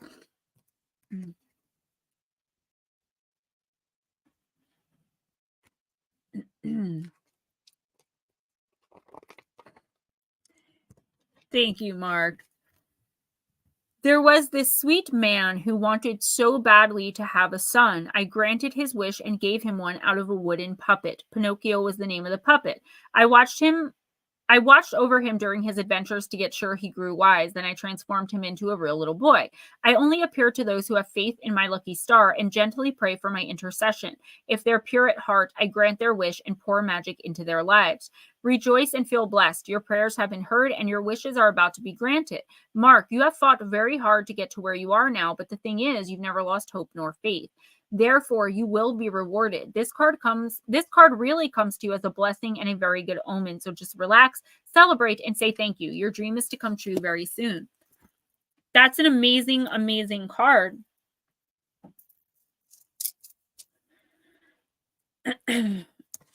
Mark, I don't know what this is about, like personally, but I feel like all of your growth recently, we were talking very briefly today about the fact that you are now activating, just like everybody eventually does when they start coming in here week after week. He's now partially timeline jumping, which actually is pretty extraordinary because that is hard to do regardless, even partially. This is something, whatever this is, the message of this card, and you'll know what it is, or you should. If not, next week or two, you will. This is like, I feel like recently you've been like, well, if it hasn't happened by now, the universe is saying, no, no, no, no. It is happening and it's happening now. I would give it not 2 weeks, but like maybe like a month, 2 tops before there is something here that you've been trying to manifest for a really long time. It could be the smallest little thing, but mean the world to you. Ryan, I wish I could be the guy from Quantum Leap, okay? What was his name? Scott Bakula? I don't know how I remember that. I think because it rhymes with Dracula. Anyway, Mark, this is really good news. Pay attention for signs from the universe when you make decisions and things like that. Because whatever this is, like I said, it could be the smallest thing or it could be something ginormous. Only you'll know when the time comes, you know, to take that chance because the universe is looking out for you and trying to find a way to work whatever this is into your life.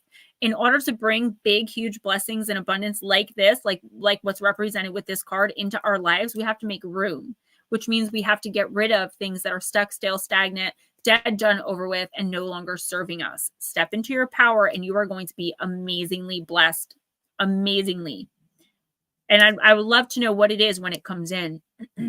Roger Blair said, my grandma and step-grandpa rented a haunted house once back in the late 1970s. That place was creepy to the max. Every house I live in is haunted because I can see spirit. So it's not like haunted. Most of the time they don't bother me and they don't even like acknowledge me. I try not to make direct eye contact because then they're like, oh, you can see me. But I get it. I'm sure it's scary. I still get freaked out at my mom's house and I know what's there and I'm still jumping at every little noise. Who's next? Divine. I actually did send him your number. Divine Empathic is next, not Paranormal Pixie, or there are a lot of people in before her. Not that I don't want to read for you, Divine. I just don't want to skip anybody. Ryan was in here before her. Pixie was in here before her. Oh, I worked that wrong. No, you're right. It's okay, Divine. Please don't take that personally. I didn't mean no, it. No, you're right. I don't want to skip anybody. I wrote Pixie, but it looked like Divine. I'm like, wait a minute. That's okay. Do I have it twice? So it's see that? Pixie. I'm on point. Yes, it's Pixie, Ryan, Mazvik, then Divine, then Baby UFO, then Life with Bob. Sorry about that. I just looked at the phone. Like I said, Divine, I didn't mean it as an insult that I didn't want to read for you. I just don't want to skip people, and we've made mistakes. We're only human. I just don't want that to happen. Now, if you have to leave early, I know you sometimes do because you have a child. just let us know and we'll squeeze you in. Miss Pixie, I'm using my most special deck because I feel like you need it tonight. Even if you're not listening, Steven will timestamp it for you. And oh, there she is. Oh, I know. I hate skipping people. It makes me feel so guilty. If it's not to be touched, I accidentally touch it and probably break it. Ryan, you know, there were 3 jobs that I worked for. 3 separate jobs where nobody knew anyone, and they all called me rogue. Every time I touched the vacuum, it broke. Every time I touched the computer, it shut down. I couldn't, it's just me. It's just who I am. And they're like, you are so rogue. And I'm like, I know, everybody calls me that. That was literally my nickname. Oh, Miss Lotus Girl, no problem, babe. All right, Miss Pixie. Sometimes these are really long, guys, but the messages are very important. That's why I usually only use this deck once per stream, but Lara needs it. Oh, I haven't pulled this card, if I ever pulled it, in a really long time. So it'll be interesting. You got the card of understanding, card number 35, the white snake.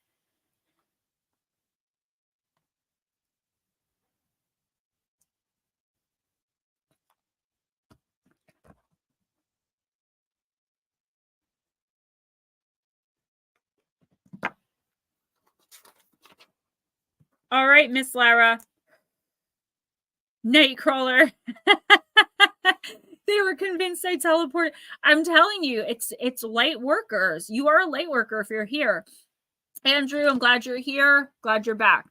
Miss Pixie, no sooner had it touched his tongue than he heard a strange whispering of little voices outside of his window. He went and listened and then noticed that it was the sparrows who were chattering together and telling one another of all kinds of things which they had seen in the fields and woods. Eating the snake had given him power of understanding the language of animals. In this tale, a king has all knowledge due to a white snake brought to him each evening in a dish by a faithful servant. Where's Eris? But one day the servant peeks below the lid of the dish and sees the snakes. He takes a bite of its flesh, and at that moment, all the knowledge in the world becomes available to him. He speaks all languages, understands all things, and hears without limits or restraints. Simultaneously, the queen loses her most treasured ring, and the faithful servant is suspected of having stolen it, as he is the only soul who has permission to enter the queen's chamber. He is brought before the king and told that unless he can name the villain, he will be executed that very day. But gifted as he is with the language of all things, he hears a duck speaking of a heavy stomach and knows this creature has swallowed the precious ring. The duck is roasted for dinner, the ring is found. The servant is not only forgiven, the king grants him a favor as an offering to make amends. On he goes, and in time, it is the language of the animals that brings him great good fortune, that and his empathy and kindness, for now he understands. He knows that animals too love life and wish only to avoid suffering. He saves fish and ants and ravens, making great sacrifices to care for the wild ones around him. On his own feet, he finally ventures forth and finds that a king's daughter is being offered to the man who can perform a seemingly impossible task. He sees the woman, the daughter of the king, and falls so deeply in love, he steps forward and takes up the challenge without a thought for his life, for he loves, and deeply so. So a golden ring is flung into the deepest ocean, and the servant is told to bring it back. If he does not, he will be drowned within the waters holding the lost ring. But the fish he once saved brings him a mussel with the ring inside of it, and he is saved. Only the princess will not have him till he passes another test. She throws 1,000 grains into a field and demands that they all must be picked up by dawn. Listen, if y'all want to, I'm sorry, Lara, but if y'all want to know my standards from now on, okay? You're jumping into the ocean for that ring. You're picking up those grains. Can you imagine? Can you imagine? The ants he helped brings forth the grains, and not one lay upon the earth. But she demands one more thing. Although a grudging respect and awe has dawned in her cold heart, she says she will marry him when he brings her an apple from the tree of life itself. And he wandered and became lost. But 3 ravens bring him the apple, and he offers this to the princess. She takes it from him, her cold heart thawing, cuts it in 2 with a sharp little knife, and they each eat 1/2 and fall deeply in love. True love. There are no more excuses. They live together until they are very old, and their children cry again and again for the story of how they met and wed each to the other. When this card comes to you, Lara, you may have recently experienced a time when you felt people seemed distant, unemotional, and lacking in warmth. But if you continue to do the right thing and the good thing, you will find there will soon be a breakthrough moment. There will also be a time soon when all the groundwork you have done in a relationship or situation will suddenly become worth it. You are going to be able to change people's lives and help their hearts heal from frost that can settle around a wound. You are in many ways the healer of the wounded heart, and soon you will see how true that is. So good turns, sacrifice, boldness being rewarded, right? Lara, this is telling you that you are definitely on the right path. You're in pain right now and you're grieving, but still you go on helping and mentoring others. Still you go on coming on the channel and helping others. Still you go on being kind-hearted and brave and good. And that is who we are supposed to be at our core. And we have to work really hard throughout our lives. I don't think a 20-year-old could probably a 20-year-old couldn't do it, because it takes so much time to look deep inside and to realize where we are in life, what our real wants and dreams and hopes are, right? This is the universe telling you that everything you've been working for, I feel like my wig looks really bad. I'm sorry, but I messed it up taking that shirt off. Anyway, I'm so sorry. I'm so unprofessional. Everything you've been working for is going to come to fruition. There are seeds that you planted that you didn't even realize you planted months ago, maybe even years ago, okay? That are going to be coming to fruition in the next couple of months. What you're being asked, though, in exchange is to be true to yourself. Don't let the trolls get you down. Don't let your ego get involved. Not your ego of, you know, I'm so great, I'm Miss Pixie. Not that. I don't even think there's any danger of that. It's the ego of the fear that the ego brings. Don't try that. You know, you're going to get trolled, or don't try that. People are going to think you're weird, or don't say that. That is all ego. That is not heart. That is not intuition. That is not spirit. Okay. Don't change who you are. Don't let yourself change, regardless of the mourning and the grief, the trolling, and whatever else is going on in your life. Stay true to you like you've been, even if all you can do is try, and you will be rewarded with something here that you're trying to manifest. I don't know what it is, but it's coming. What you're hoping for most is coming. It's coming very slowly, but surely it'll be to you within the next 2 months, at least one big chunk, big part of this blessing, this abundance.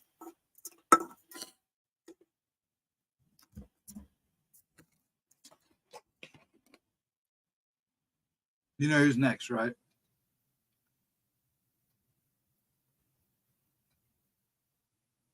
No. You were fine. I was letting you drink. Ryan's next. Okay.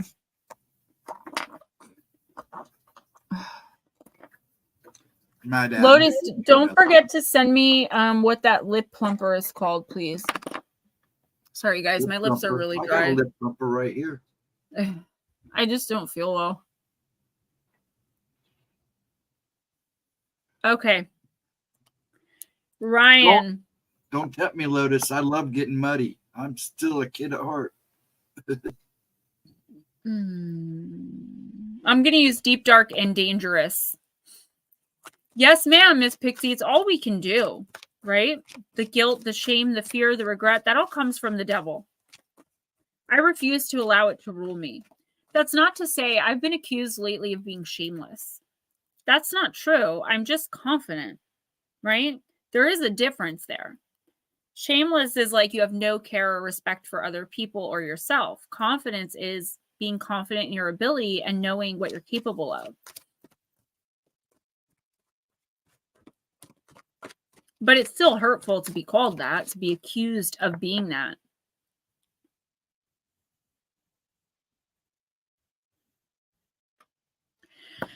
Exactly. Screw the trolls, Andrew. That's why I've been turning comments off. I did that one video that's like, you want to know what I see? I see a beautiful, intelligent young lady. And the caption said, say this to yourself in the mirror every day. So I was trying to spread love. And the first thing, some person, it's always the same type of person. I forgot to turn comments off, and they go in and they're like, you know what I see? That wig on your head. And I was like, wow, you're so observant, considering I literally review wigs on my channel. And then I was like, you know what? Not worth it. And I just turned the comments off, because that one comment, like, normally that would have eaten at me for months. I would have been paralyzed to do anything. I just did it bigger and better the next day. I don't care anymore. Losers lose. I know who I am inside. I know what I have to offer, and I know what I'm trying to do and what I'm trying to build. And if someone else doesn't see my vision, that's okay. They don't have to. They don't have to be a part of it. Yeah, Ryan, this is one of my favorite decks.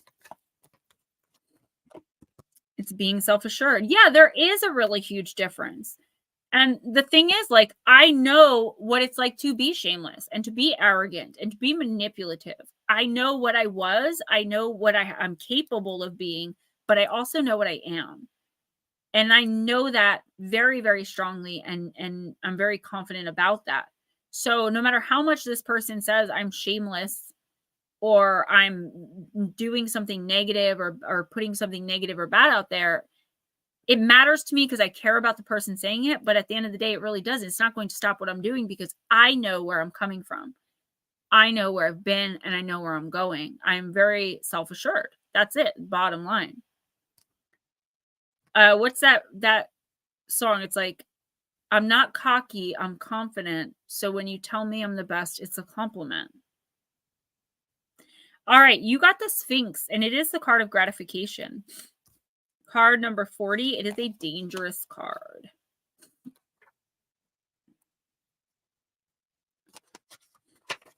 Yeah. Yep. Ryan, I see. Oh my gosh. I see that all the time in this stream specifically. Yeah. I should probably start at the beginning. Okay. Ryan, mark your successes, use your intellect, be wise, and as such, know that you can't know it all. Be curious. You don't always need to expect to receive something immediately. Take your time to do things well. Delayed gratification can build character and achieve big goals. Guard what is integral to you. Everything that annoys or irritates you about someone tells you a lot about yourself. The mythos of the Sphinx carries right through the ancient worlds of Greece, Egypt, and Asia. Her appearance, though, doesn't change much and features the head of a human, falcon, cat, or sheep, and the body of a lion with the wings of a falcon. In the Greek myth, the Sphinx, a child of Typhon, is female and intelligent yet deadly. She will slay anyone not able to answer her riddles.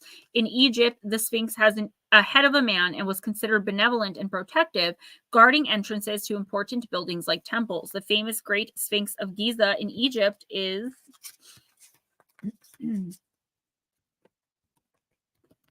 the image most people know of the Sphinx, and in his case, unusually, the features of the Sphinx face appear to be that of the pharaoh Khafre. We unfortunately have no reliable archaeological evidence of why this may be so, or even any evidence concerning the erection of such a prominent statue, so this is a mystery for now. In Southeast Asia, the man-lions that often sit at the doorways of temples are said to take away the sins of visiting devotees and to protect them while they pray. Perhaps the most famous myth regarding the Sphinx is the Greek version, which is the story of the deathly riddles. The Sphinx guards the entrance to the great city of Thebes and only lets travelers through if they answer correctly. Then later she begins to strangle and devour anyone who does not know the answers.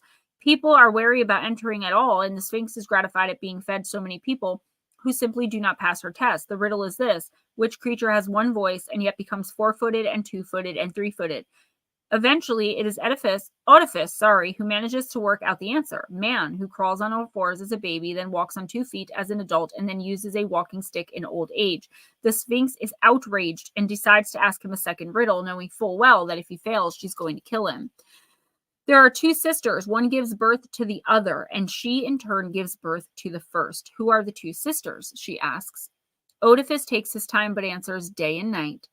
He is correct and is not killed. Shamed and devastated that she has no gratification and no hope of recovering her reputation, the Sphinx throws herself from the high rocks and perishes. Your plant companion is acacia and your crystal companion is beryl. I say this every time and I really need to do this. I got to get me some beryl. I don't know what it is or what it looks like. I have none. I probably have some and just don't know that that's what it is. But anyway, Ryan, I do feel here like you need to understand the lesser of two evils is still evil. You're being faced with impossible choices right now. It's like you know what you have to do. I think I said this to Josephine or to someone earlier, but you're uncomfortable doing it, right? You're uncomfortable in the role that's being offered to you. Even though you know, like, it's something that's necessary, it must be done. It's like telling someone that they have body odor. Like, you know, you need to say something because you can't take it anymore. But at the same time, how do you tell someone that? I'm bored. Let's go put on deodorant. Like, that doesn't work. And that's exactly what I feel like. If you don't know what I'm talking about in the next week or two, you will. That it feels like an impossible task. The universe is saying, trust in your instinct, your intuition. What is it telling you to do? That will be the right thing. The heart is the biggest deceiver. The mind overthinks. You have to go with your intuition. Don't overthink anything. And don't, for the next week or two, follow your heart in making decisions, okay? Because you're going to be lied to. There is someone around you that needs to be told the truth. And you need to be the one to tell them. I don't know if this is your truth about like your relationship or friendship, or if it's just a truth that they need to know. This person is not in your corner. They are not on your team. They are a snake in your grass, and you know it. And yet you still allow them to come around you, bringing their negative human straw but up into your energy and just sucking it all away. And it's like you're dealing with it because you don't want to be the bad guy in saying anything. I hope this is making sense. Oh, it is spot on. Okay, great. It's time to do something about this person, situation, relationship. The universe is not going to give you anything in abundance until you take care of this. Like you have to just say what needs to be said. You don't have to be cruel or unkind, but it does need to be done. And it needs to be done in the next week or two, like maximum a month. You will not manifest anything you're trying to bring into your life as far as abundance goes, as long as you are not handling this situation. It feels impossible, but it is not. You are more than capable of doing it. You're being willed to do it by your instinct, intuition, and by the universe. You got this. Do it. Who's next? That massive, yeah. Massive. Yeah. Miss Veets? Yeah, whatever. Massive. Okay, if you're still here, please let us know. And if you want to go ahead and do divine until they show up, we can that sounds good. That way we can keep it rolling. You're actually almost done. Okay, cool. Then everyone, if you're around, go to Ryan's thing. Ryan, drop that link again. Keep dropping it so people have it. Oh, you're so welcome. Thank you. We got to do Andrew and Gnomes too. I don't want to forget him. That's fine. Ah! How many cards? Nope. Sorry, that's too many cards. He has to drop me off any extra goods he's got in the back of that trailer if he wants to be moved up the list. Wait, I'm sorry, what? I said he can drop me off any extras he has on his trailer to be moved up the list. I know, Mio. Oh, right.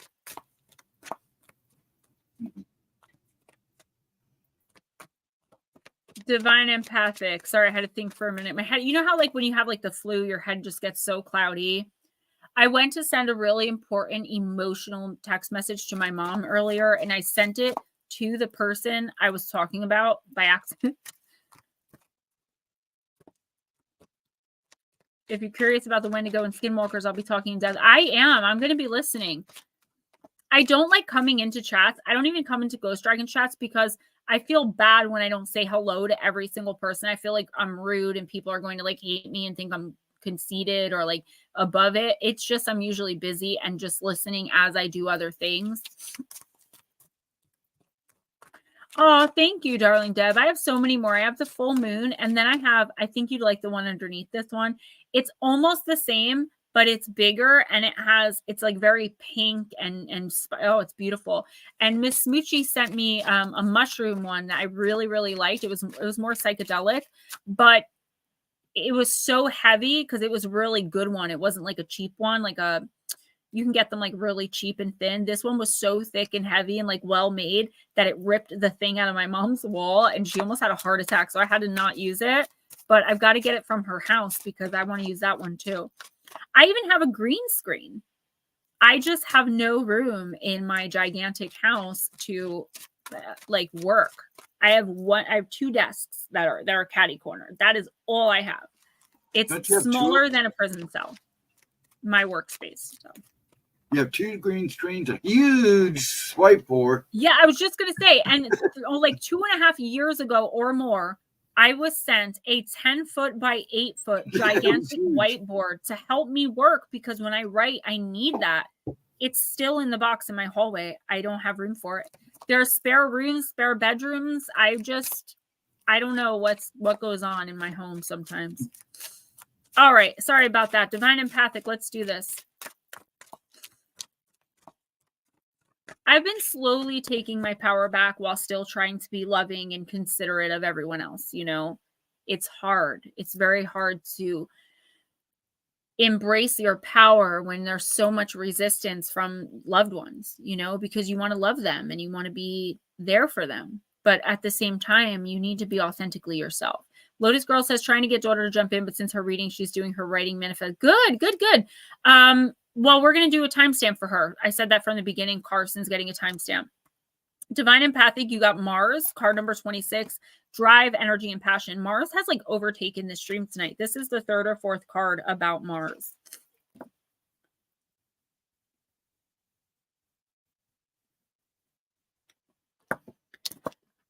Divine Empathic, Mars is the cosmic divine masculine and loves to initiate action, lead, compete, and come out on top. If you have felt stagnancy in your life, this card indicates that a breakthrough is imminent. When Mars is present, the universe is ready for you to move forward. A supportive masculine figure could also be coming into your life to assist you. One caveat about Mars energy: the need for dominance and power struggles can come up now, so remember to practice patience. Divine, in astrology, Mars is a planet of action, drive, sex, aggression, passion, physical strength, and how we get things done. In Roman mythology, Mars is the god of war, the military, and agriculture. It also rules over the fire sign of Aries and the water sign of Scorpio. Aries is the explosive and physical action-oriented side, while Scorpio represents the strategic and passionately reactive side. In astrology, it's considered a personal planet, meaning that it appears prominent in your outward personality. It can describe how we like to exercise, what motivates us, and how we react in anger. When you are doing something that you are passionate about, it increases your manifestation power. Find your Mars in your birth chart and match it in the following list with what drives you. So Divine Empathic, you have a tiny bit of a homework assignment. If you don't already know your birth chart, go to Cafe Astrology. They do it for free, and find where your Mars is. I'm going to tell you right now what the list is. Guys, just give me one sec. Boo, boo, boo, boo. No, that's not what I want. I don't want that.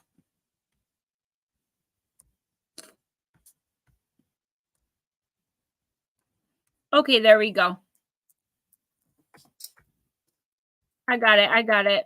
Do you ever notice when you're like scrolling down the years to find your birthday, it just gets longer and longer every time? Like, my goodness. Guys, just bear with me. I'll be 2 seconds. There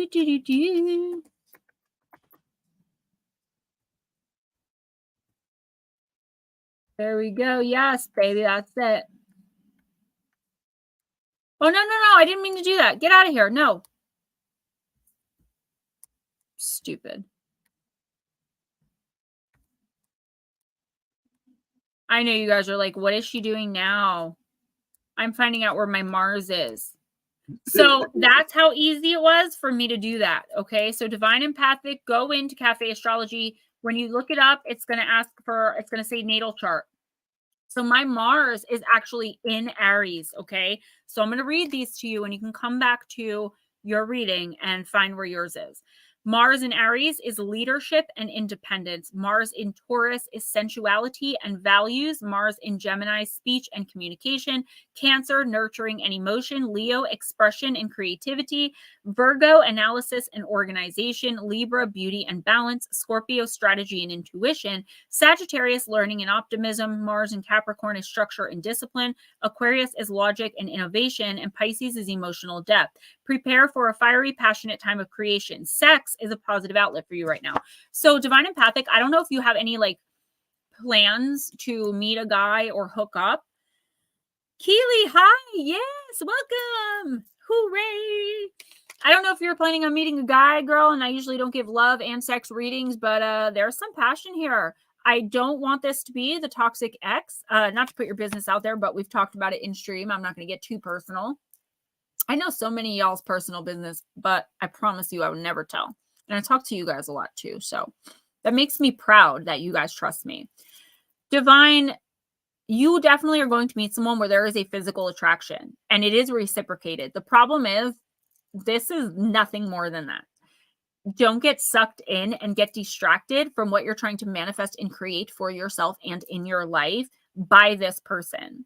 They're very charming. I'm not saying they're narcissists or toxic. I'm just saying they will be a major distraction for you, but only a temporary one. So, I mean, if you want to waste your time and just like get a little and get in and get out, but I don't think this person's going to be about that. They're very like seemingly like latchy. Like they don't come off as that until they suck you in. And then all of a sudden you're not creating anymore. You're not doing what you're supposed to be doing because you're focusing your energy on them. You know what I'm saying? This is fling kind of 3-night stand energy. Yeah, level 5 clinger. So make sure that I know this is like embarrassing. It's like weird. I've never had a reading like this, like maybe once or twice before. Make sure that you like lay it down before you lay it down. You know what I'm saying? Let them know where you stand. Let them know that like, I feel like there's a big risk of you getting sucked into a relationship with this person and it will turn toxic. This is not like a long-term thing for you. So please find where your Mars is and take care of business. Like get you some if that's what you want, but do not be distracted by this person. They're not worth the effort and energy that you would be giving them, taking away from what you're trying to create. My bracelet, I love it.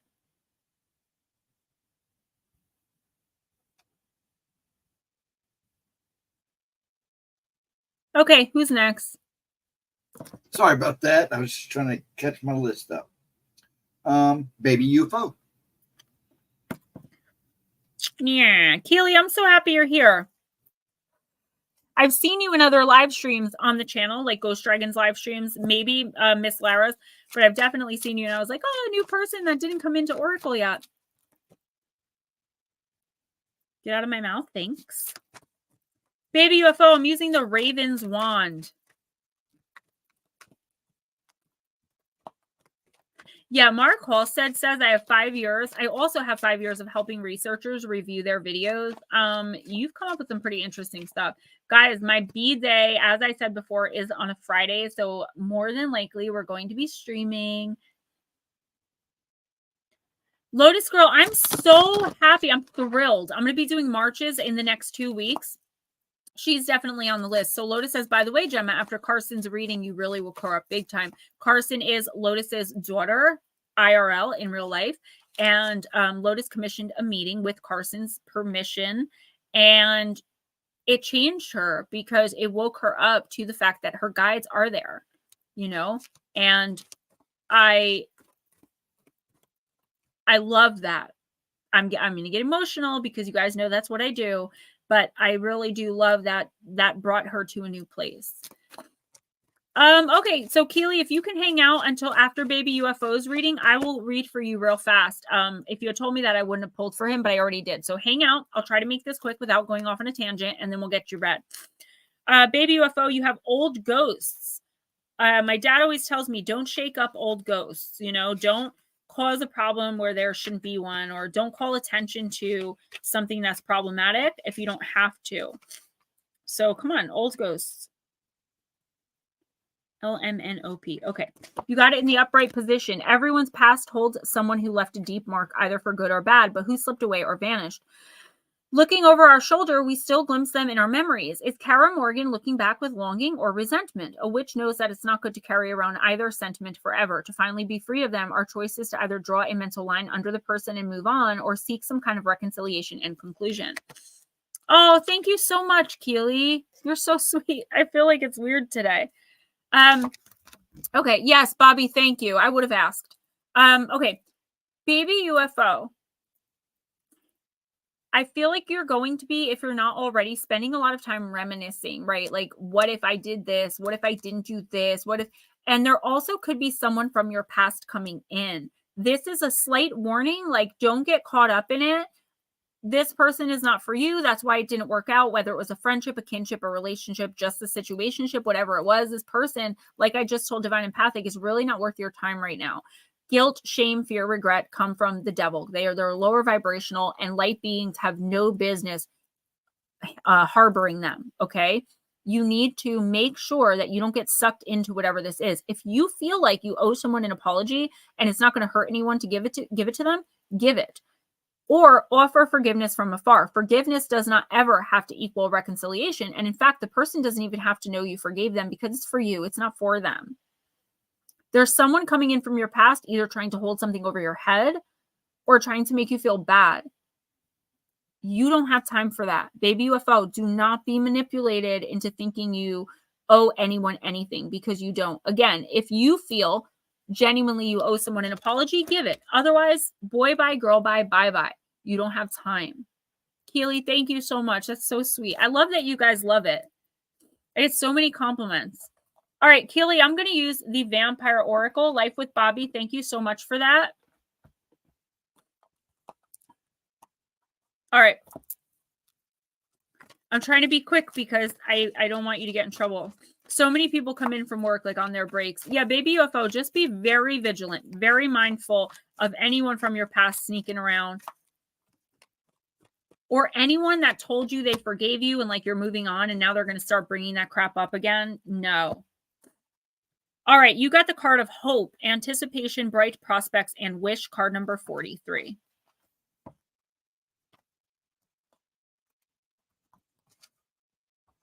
Okay, the vampires speak.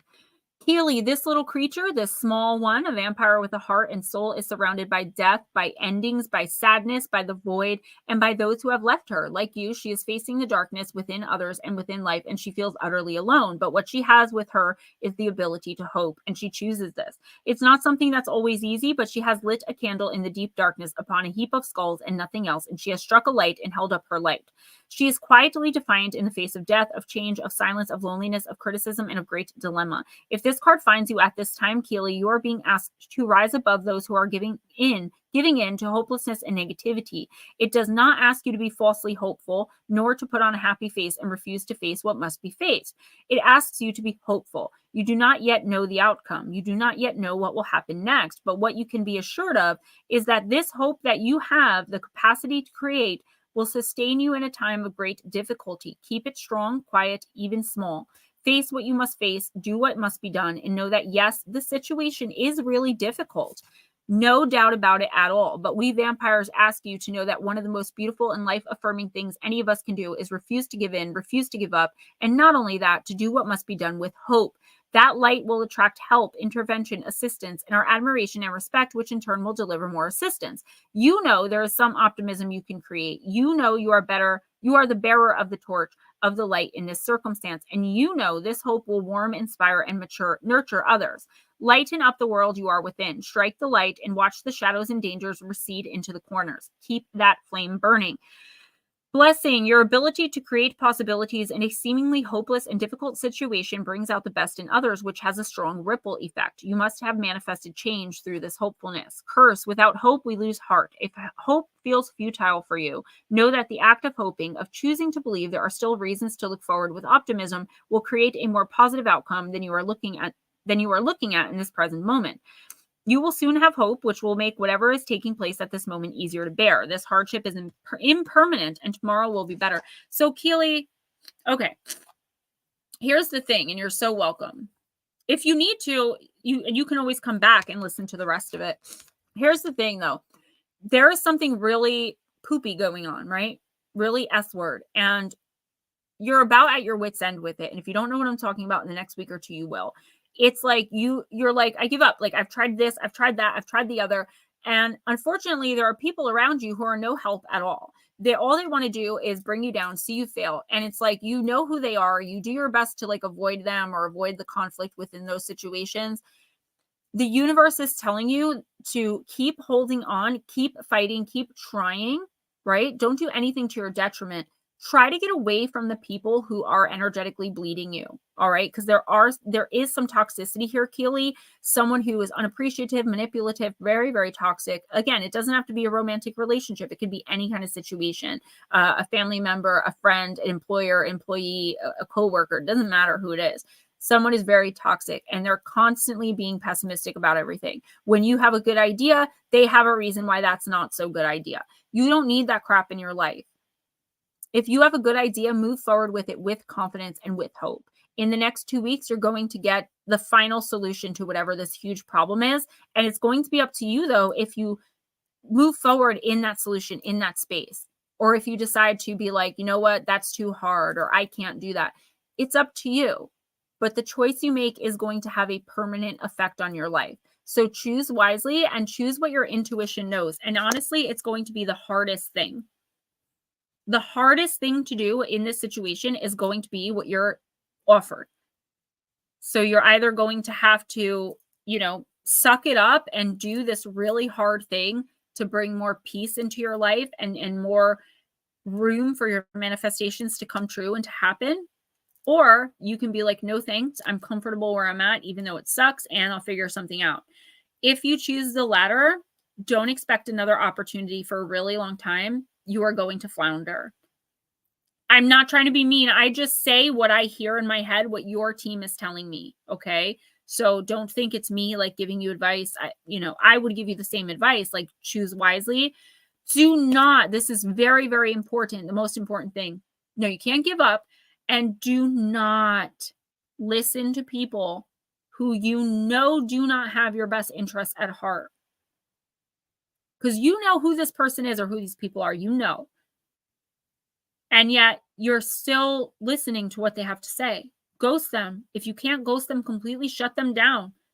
No emotional connection. Speak only in facts. They do not have a choice in your life one way or another. It boils down to you and what you're going to do. All right. Life with Bobby? Yes or no?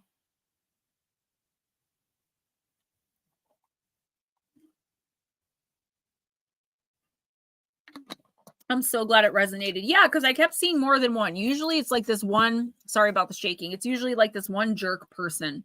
But with you, I was seeing like a group and it's like it's just disgusting energy, honestly. Like if I saw these people and I saw, how I would see them, they would look like, for about 30 seconds before I actually saw who they were, they would look like the creature from the Black Lagoon.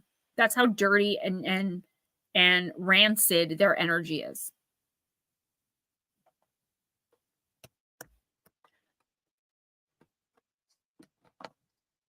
They want you to fail because they know you can succeed. You can have success like they can't fathom it. They don't want to see you doing better because that would make them feel like they actually had to do something with their lives besides sit around judging people and trying to make people falter. These are not good people. Oh, you're so welcome. You are so welcome. Life with Bobby, I'm going to use the Queen Mabe deck. I just have to get to it here. I always forget about this deck, and I love it. And that's what it is. Everybody has light inside of them.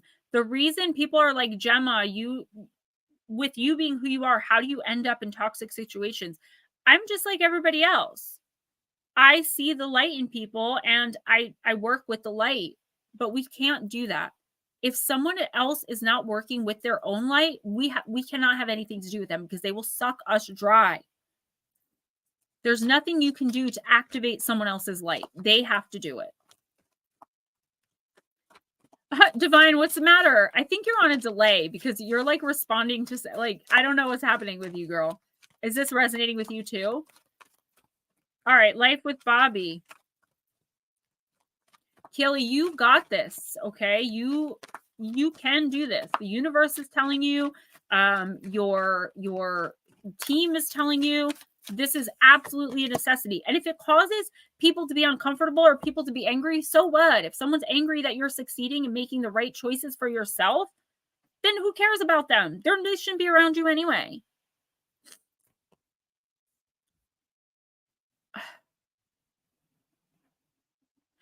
Keely, don't do it. And you know what? If you have a link when you get your website back up and everything, I'll let you share it here and we can share it out. You have help. No, do not do it. Okay.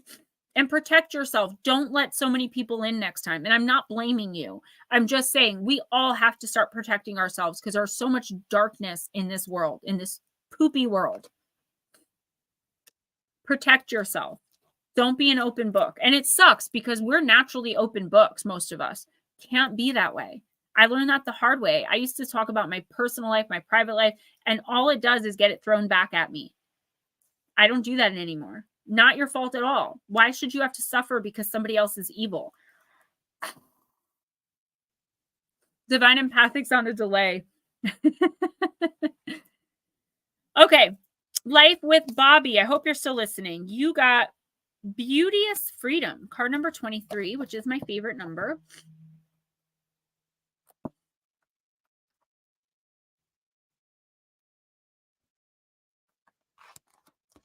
Admit your feelings, be yourself, and find your path.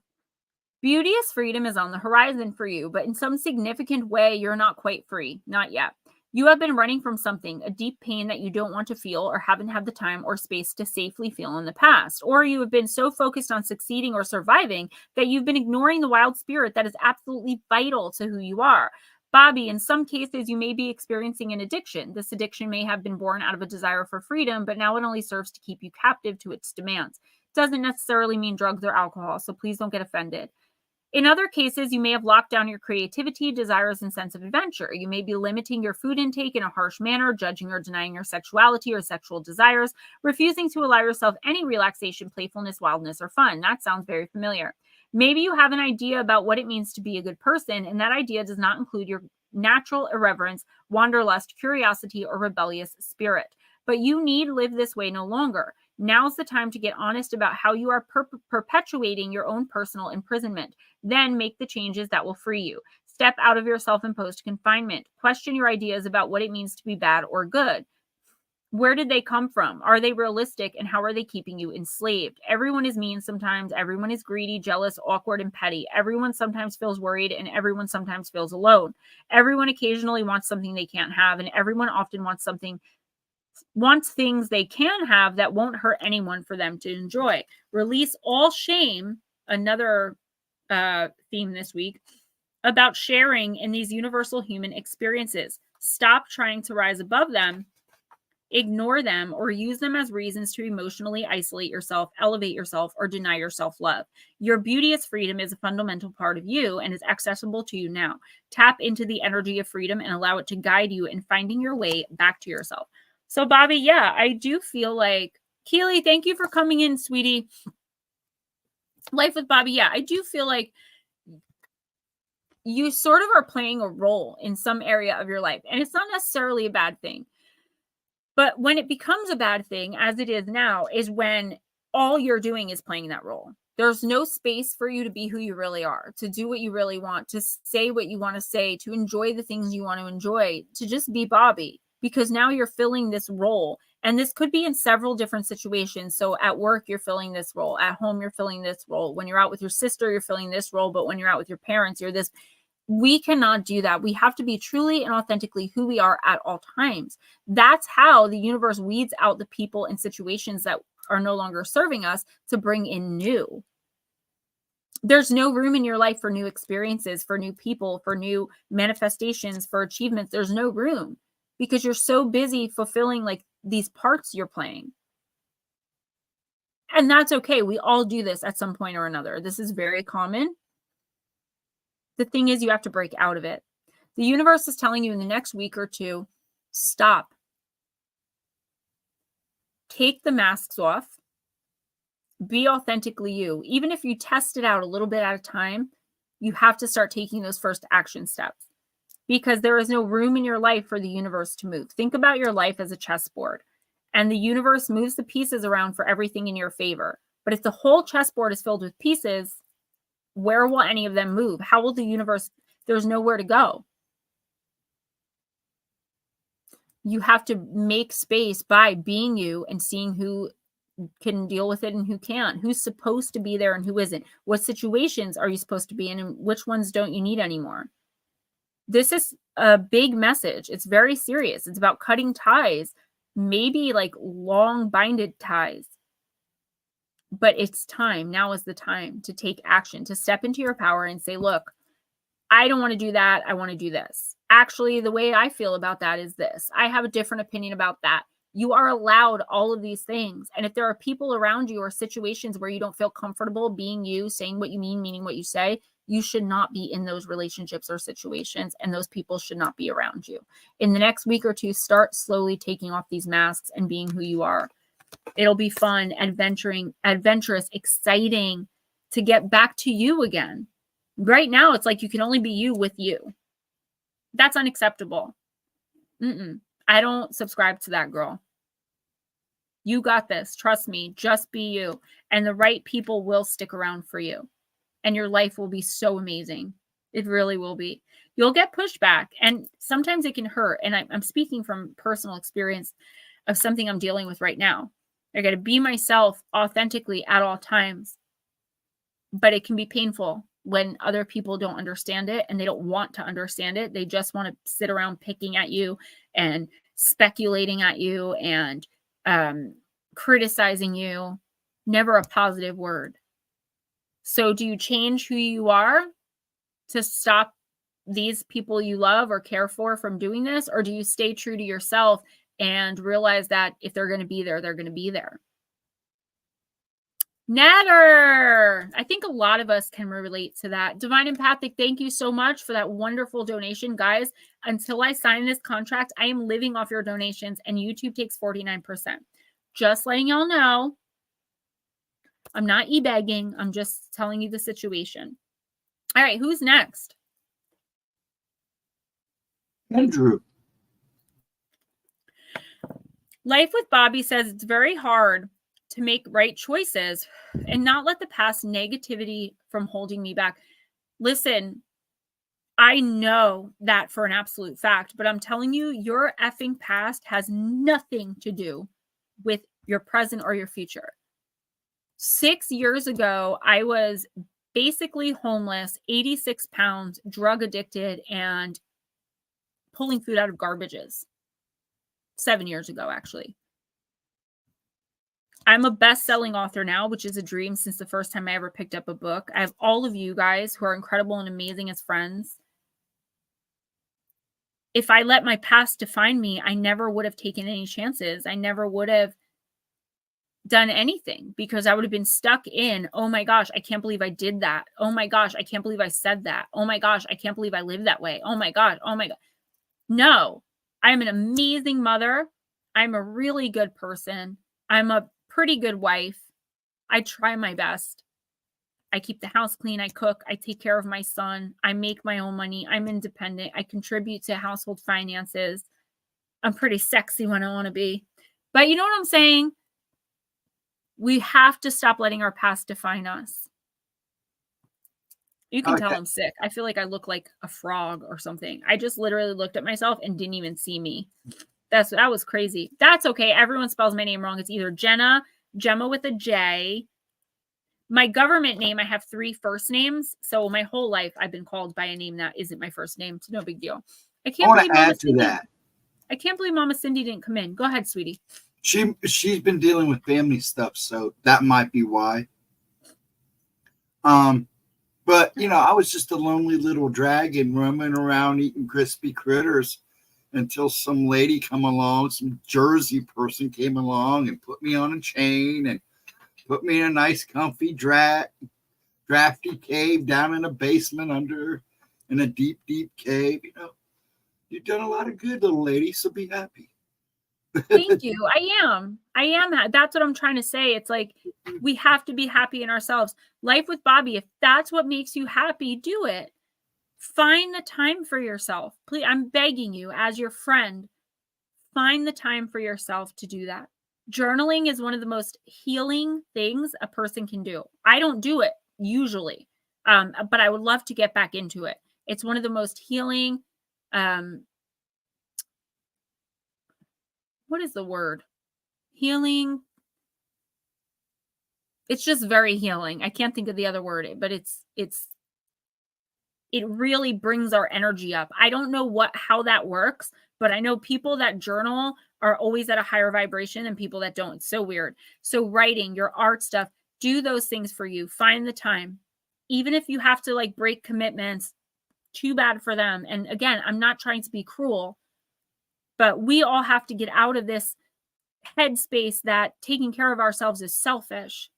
Putting ourselves first, at least sometimes, is so selfish. No, it's not, because you're not hurting anyone else.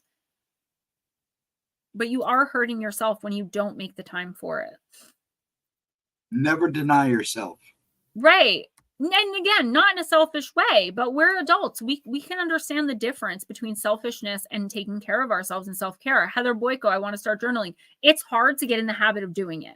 But once you do, I'm telling you, your vibration, when I look at people, I see their energy. So if they have light, if they're like not good people, they'll look crusty to me for like 30 seconds. And then I'll see them actually as they are.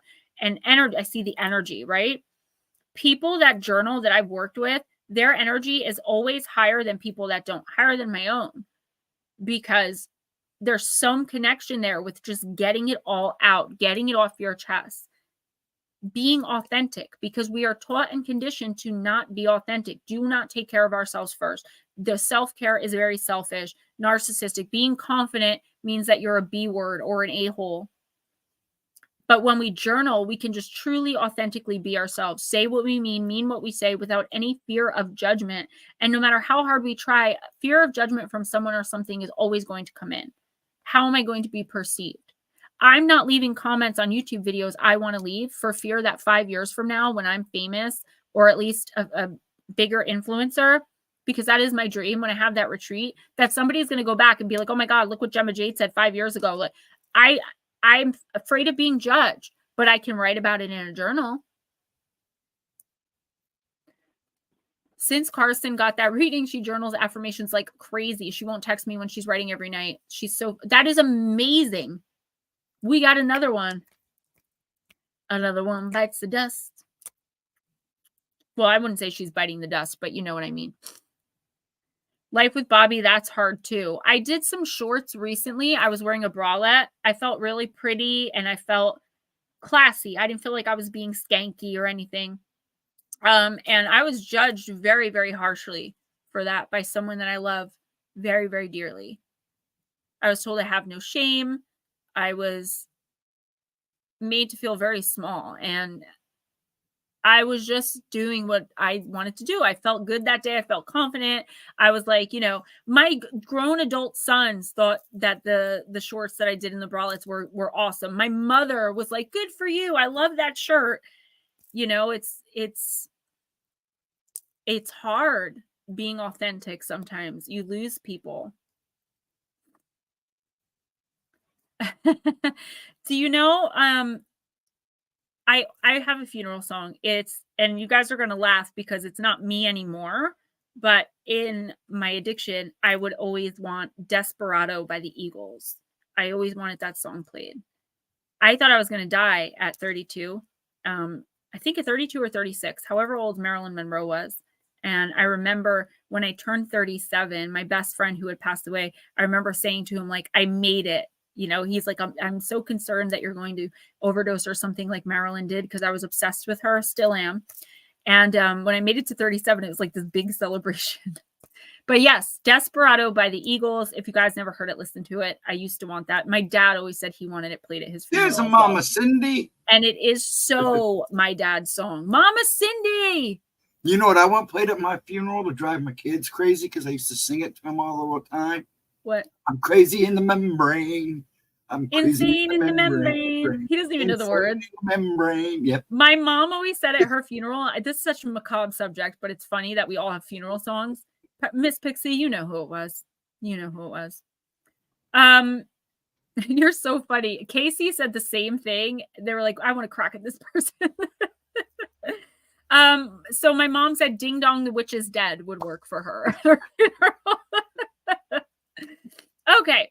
Andrew, I'm going to use the human spirit. I used to sing that to my kids. They'd come on and play, then it was stuck in my head for days. So I'd walk around singing it and drive my kids nuts. I used to sing it to my husband, Highway to Hell for Me. There's one more song that it's such an obscure song, but it's called Lead You On, Leadu On by MGK. I still cannot listen to that song without breaking down and physically reacting to it. He's singing to the drug, the big H word, and the way that you use it, because you don't really get addicted to the drug. People don't tell you this, but trust me, you get addicted to that. I don't even know if I can say the N word, not that N word, the thing you shoot the drug with. That is the addiction. I found myself shooting water because I just needed to feel that. It's so weird. But anyway, that's what he's singing about. And I have a physical reaction to that song whenever I hear it. Luckily, it's obscure enough that they don't play it on the radio. It's just when I'm in one of my moods, mainly when it snows. Take this job and shove it. Yes. Don't feel the reaper. That's a good one. Actually, Carry On. That's a great song. I already have a song list made for mine. And the first song is Comfortably Numb. I like that song a lot too. That's another song I kind of physically react to. But that song, everyone thinks that song is about H addiction. It's not. He wrote that song for the other guy. That song is about mental illness and how people were treated back in the 70s. How they were just maximized with painkillers, medication. They turned into zombies just because they had this illness. We didn't understand mental illness. It's come a long way since that song came out. So that song is actually not about H addiction, even though it sounds like it is. It's about the way the mentally ill, people with depression, bipolar, they didn't know about it, were treated back then. They actually prescribed ecstasy and MDMA as a medication to cure depression in the 70s. Can you imagine? One time my dad came into my room and I had used that substance. And I was in the closet rubbing on my coats, on that 70s show, Kitty did it. And I was like, that's a good idea. I went in and I was rubbing on the coats. I would do it by myself. I didn't care. And my dad comes in and he has no idea what this is that I'm doing. He was gone for 2 days and he opens the closet and I'm like, feels happy. And he's like, what is going on? So my uncle, just a quick funny story. My uncle goes, she took Molly. She took that Molly. And my dad's like, I don't know who that B word is, but I don't want her here again. She gave something to my daughter. Oh God. Yep, that's my dad. And the next day he's like, Gem, don't bring that chick around here. I'm telling you. I was like, okay, Daddy. He had no idea what I was talking about. He's like, what are you doing? Then I gave somebody else some one time and they started freaking me out. So I went to my friend's house and I left them there and I came home the next morning and they had barricaded themselves in my bedroom. Guys, I have stories for days. I got into the wrong car one time, handed the guy $100 bill and was like, I need 10. The guy didn't speak English. He started screaming at me in Spanish to get out of his car. I have stories, I'm telling y'all. All right. Well, you didn't miss us, Cindy. Being fun and being myself. And I know that I'm going to get criticized for this now. I'm talking too much about, but I'm not ashamed of my past. I recover out loud so that others who are using don't have to suffer in silence and they know there's a way out. And there's better things you can do. The best thing I ever did with my life was become a mom to my son, RJ. Best thing, hands down. Mama Cindy. I'm so glad you made it. You're not going to be late. Netter, no, I didn't. I would have messaged you back. I always message you back. All right, let me refocus here. It would be good to have, because I do have that juicer you sent me set up. I haven't used it. So if she you was send trying it to make me cry to put my tears in there. I know. I've had some guys. If I told y'all, I could just do a live stream for hours and talk about funny stories that happened to me and my dad while we were living together. Oh my God, it was so crazy. Okay, Andrew and Noam, sorry about that, by the way. Ducks in a row in the upright position. Resend it, please, Netter. I'm sorry if I got it. What happens is sometimes RJ will delete texts, or they just won't come through because my house is in the woods and made of stone. So, Andrew, you quack me up. No, seriously, look at your duckies just making a mess everywhere. Take time to get your life in order by getting organized and putting all of your ducks in a row. They can make it a point to avoid chaos, clutter, and mishaps, as this will help you feel clarity. So prioritize, declutter, get it together. Funny enough, when you are organized, it leaves room for more ducks. So much chaos and unorganized life could lead to frenzy and anxiety, leaving you overwhelmed and feeling helpless. We assure you that once you start lining up your duckies, everything will begin to fall into place much easier. Maybe start with the smaller responsibilities and obligations, then work your way up. So I don't think that you don't have your ducks in a row. I think there's a possibility that you could become very, very distracted in the next week or two. I do feel like there are some situations, cats on catnip, even better. There are some situations in your life right now that like I've been saying all night, kind of, I think this is one of the general themes of the night, like you have not been handling. So you're like, I'll deal with it when I get back home, or I'll deal with it after I make this delivery, or I'll deal, it's always like you'll deal with it next time. But the thing is, the universe is waiting for you to deal with it now, because the universe, I just told someone else this, is trying to make space for positivity, abundance, good opportunities, and you're not leaving any room, because when you handle a situation, bam, there's room. When you do a spring cleaning in your home, no matter what the month is or the season, bam, there's room. There's physical room. Dealing with a toxic situation, a relationship, bam, that's emotional room. Dealing with what's going on with your job, that's professional room. Do you know what I'm saying? And you're not making any room. You're just kind of letting things fester. I don't feel like it's a huge deal. Like you've got all this crazy stuff going on, but there is something that you're going to have to be aware of. Maybe that you're not, but you might be in the next week or two, that you just have to deal with it. It's a pain in the butt. I don't see it being like this big thing. It's just like an annoyance, like this little gnat that won't go away. The universe is like, get the swatter, take care of it, because the universe wants to bring something else in that capacity in your life. So like I said, there's professional space, emotional space, psychic space, mental space, physical space, love space. But there's no room. I'm sorry, I'm doing it because I'm seeing this play out in front of me. There's no room. You have got to deal with whatever this is. And I feel like there's several situations, but they're all very small, so you're not really worried about them. But the universe, it doesn't matter how small they are, they need to be taken care of. So get off your booty and take care of them, sir.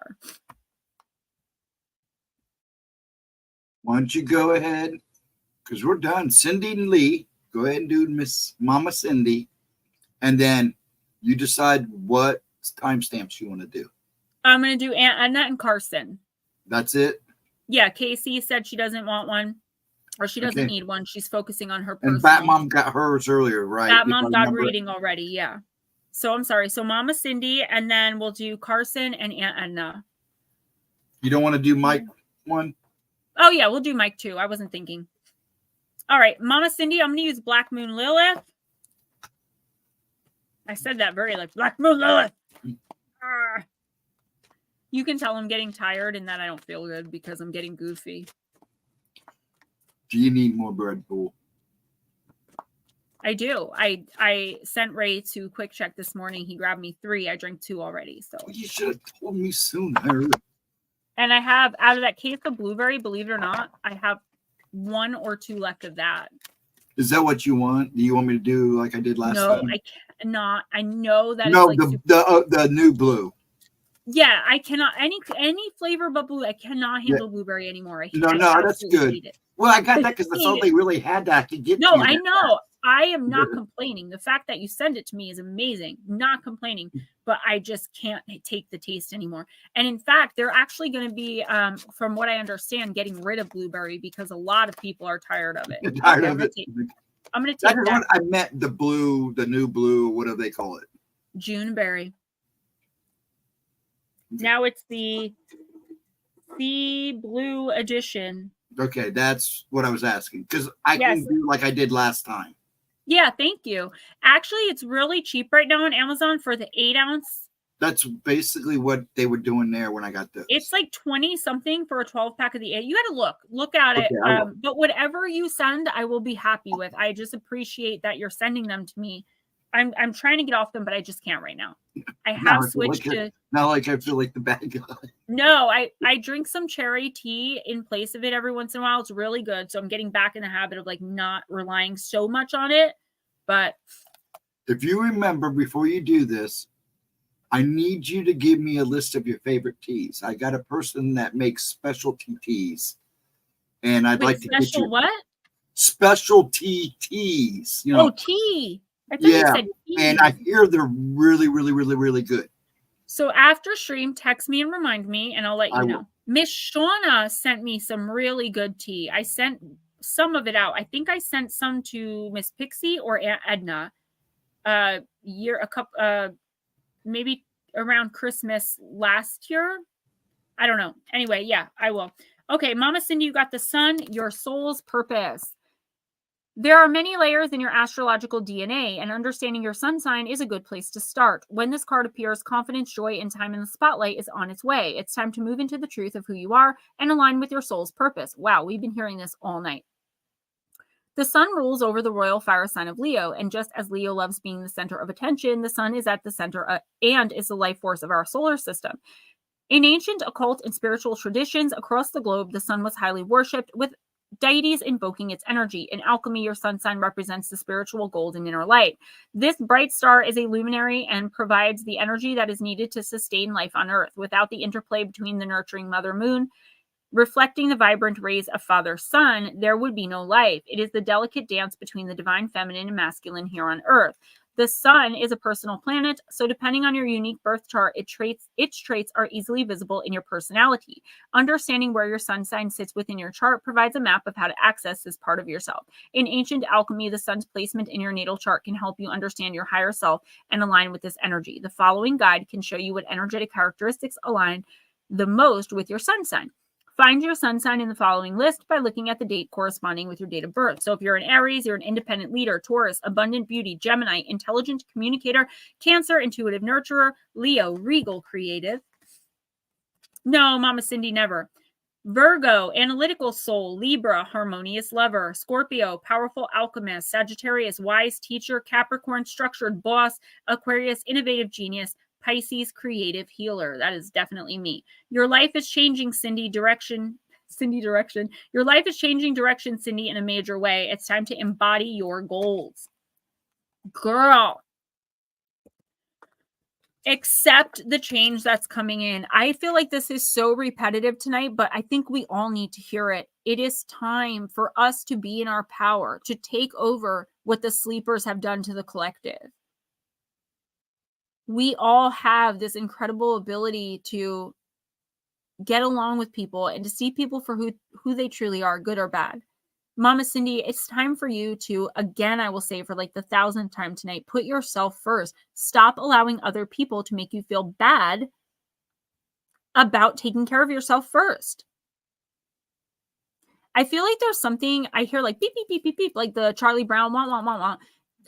What I'm understanding is like you've been asking for someone to do something for a long time or like to help you. You've been asking.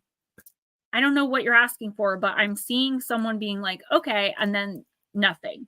And it's like, now it's finally time for you to just be like, all right, whatever. Obviously, you are not going to, you're going to shirk this responsibility. It's like you're stepping into your power to do it yourself. You don't have to ask anyone else now. You're in the sun. The sun is an amazing card, especially in tarot and in oracle. This is like glow up energy. Like you are so powerful in the next week or two, Cindy. And I don't know if you know it or not. The universe is backing you. Like, yes, we have to, like I said to Andrew and so many others tonight, this is like a repetitive message, but this usually happens at the end of the night, where it's like, you have just got to cut ties. You have got to follow your instinct and intuition. If someone is not following through with their word, they're not going to. Let other people's actions speak for how they feel about you, what you mean to them, what they're going to do for you. If someone shows you who they are and how they are, believe them. Stop trying to change people because you see their light. And you know, when we see someone else's light, we know what they're capable of. And we want so badly for them to be the best version of themselves. But guess what? Not everyone is meant to be that way. Not everyone is on that same journey. Not everyone even believes that they have energy or our spirit. Not our jobs. Unless you're like me and you personally make it your job, the average person, Cindy, you know, is not equipped. It takes practice. It took me years of meditation and practice and, you know, finding myself to be able to do this. It's not your job to deal with other people's BS and poop because you know that they're capable of being better. They're capable of loving you better. They're capable of following you through, but they're not doing any of that stuff. It's not your job to convince them to do it.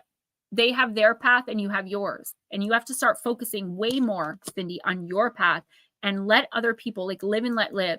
And this is not like you're bothering anyone. This is live and let live in a way of like, okay, fine. Like if that's how you want to live your life, that's fine. But please don't, you know, I don't want to be involved with it. All right.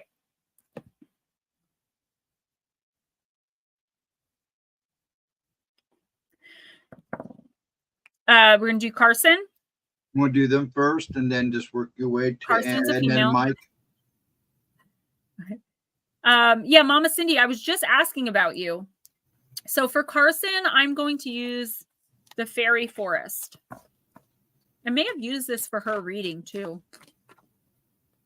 The Spice and Tea Exchange. Yes, she did. She sent me, because I know she sent me some cinnamon and some hot toddy, some spicy stuff. I sent one to, like I said, either Lara or Edna, and I drank the other ones. They were like loose tea. It was different, but it was delicious. I got the special brewer, like the cup brewer with the little net in it. Okay. This is for Carson. Oh, Mama Cindy, you always brighten mine too with the memes and just being you. Just remember, you are beautiful. And you were put here with a purpose. And in order to achieve that purpose, honey, you have to focus on achieving it, which means you have to focus on self. It's time. You've given and you've given and you've given and you've given. And people have taken and taken and taken and taken. How much of your energy are you going to give away to people who are not reciprocating it? And sometimes it's impossible because we might live with somebody or be in love with somebody and not ready to go yet. We want to keep trying. In your case, I feel like you are ready to at least start taking steps towards more self-care. All right, so this is for Carson. Oh, of course. Yeah, of course. She's like my daughter too now. You're like my soul sister. Girl, I got her, believe me. I will take care of that girl. Oh, Mama Cindy, don't worry about it. It's never required, but it is always very fun looking at them. I get a kick out of them. Ghost Dragons, you're on mute, so nobody can hear you. That's why I'm just making faces and throwing my hands around. Never make time for those who can't make time for you. Yeah. Don't make someone a priority when they're making you an option. Very hard words to live by, especially when the heart's involved. All right, Miss Carson, you got card number 24, the Solitary. Dedication, self-love, and focus. That's everything that you've been doing since your reading. Carson, within you go. When the solitary visits, you are about to go within to withdraw and retreat from the world for a time. This can be a response to an event from the outside, and the withdrawing inwards, which appears to be depression, is actually a way of respecting your own soul's shadow, investigating it, understanding it, and mastering it. This card indicates a time when you will go it alone, walk your own path, choosing to carve a way forward that you can be sure remains true to the deep self. There will be a time of learning away from the mainstream, and there will be many times when you feel isolated and somewhat worried about how your new path will be perceived. It can also indicate that in a past life, you have suffered for your gifts of spirituality. That is very possible. You may have experienced a past life as a healer, seer, witch, wizard, or medicine man in which a new order decreed your power to be invalid and dark. This fear still pursues you when you connect with the power of your gifts, resulting in fears surrounding intuition and your natural talents. By going within, we learn more about our soul. It's not a part of the journey that we necessarily look forward to, but it is a time of great development on the spiritual path and is imperative to growth. Before we can shine our light into the world, we must ignite our inner spark. That is amazing. Before we can shine our light into the world, we must ignite our inner spark. This going inward is actually the sacred task of tending your own sacred flame and learning from it before turning to matters of the world again. This card can sometimes indicate that a person has undergone a literal near-death experience. So while you didn't, yeah, these cards are beautiful. I left them at my mom's and I haven't seen them in so long.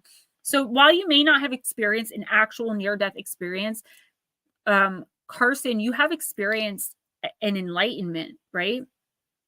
I don't think it was just my reading. I feel like there were things going on in your life that made so much sense that you really connected with at the time I read for you.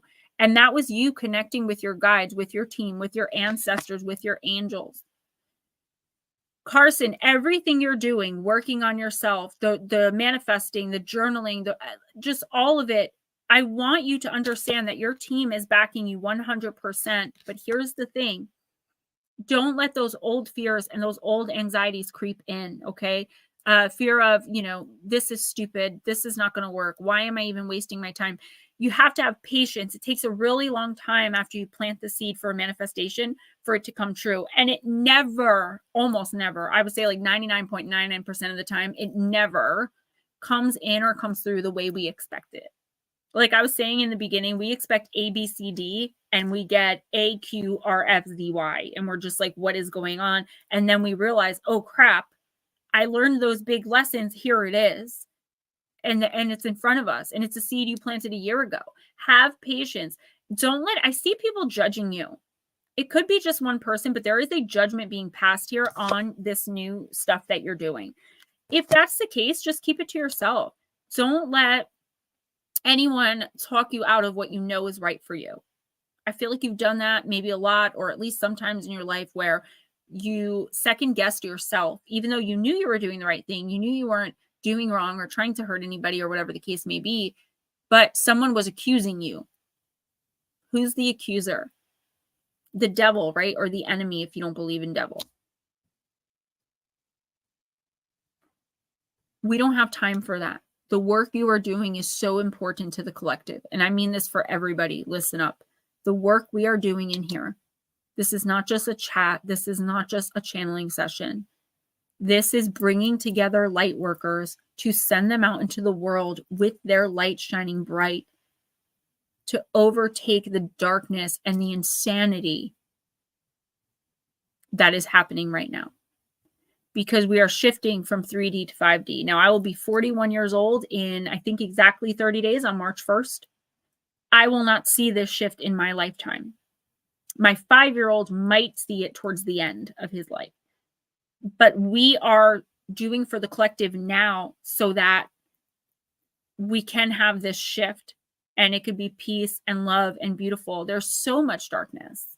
Hey, Mike, I was just going to do your timestamp.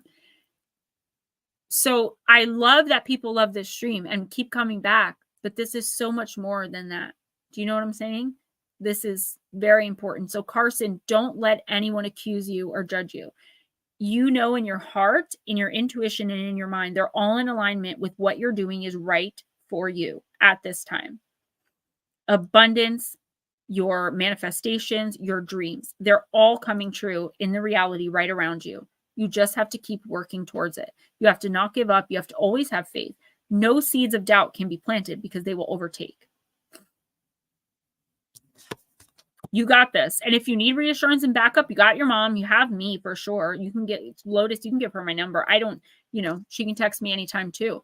I will always be there for her because she's your daughter and I love you so much. All right, Mike. Wisdom of the House of Night.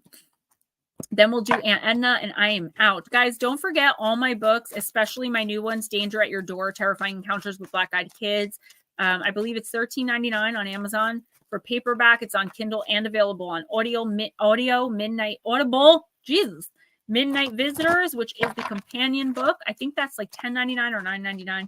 For paperback, it's also on Kindle. I think it's on Audible. It's a companion book to Danger at Your Door. It's just Encounters with Black-Eyed Kids. I was so surprised that one didn't go number 1 too, because everyone just loves the encounters. And then I put out Campfire Stories Volume 1, which is $8.99 for the paperback. Guys, if you want signed books, let me know. It's $20 to my PayPal or Cash App. That pays for the book and it pays for the postage. And sometimes there's like $1 something left over for me. Or if it's a cheaper book, I may get $3 out of it. I send it to you guys.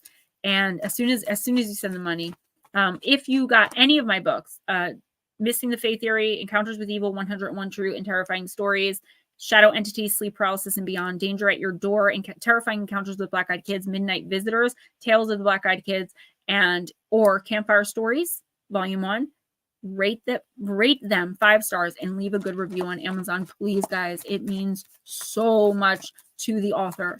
I don't think people are really aware of what those ratings do, but they help keep the book like in people's faces. It helps keep it relevant, so I can keep earning income off them, which I get every 6 months. You guys are so sweet. Lotus, thank you. Just preaching facts. Yes, ma'am. All right, Mike.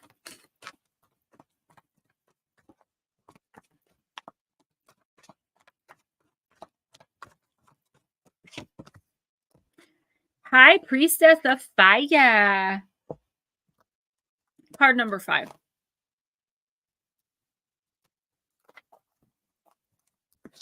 My child, you have chosen the symbol of the vampire high priestess of fire, the goddess of creativity and passion. Whenever she arrives, Mike, she reminds you of your ability to create your own reality and to choose how you channel your energy. Does this sound familiar? If you are restless, call upon the High Priestess of Fire for inspiration and joy, and she will release you from the trap of boredom.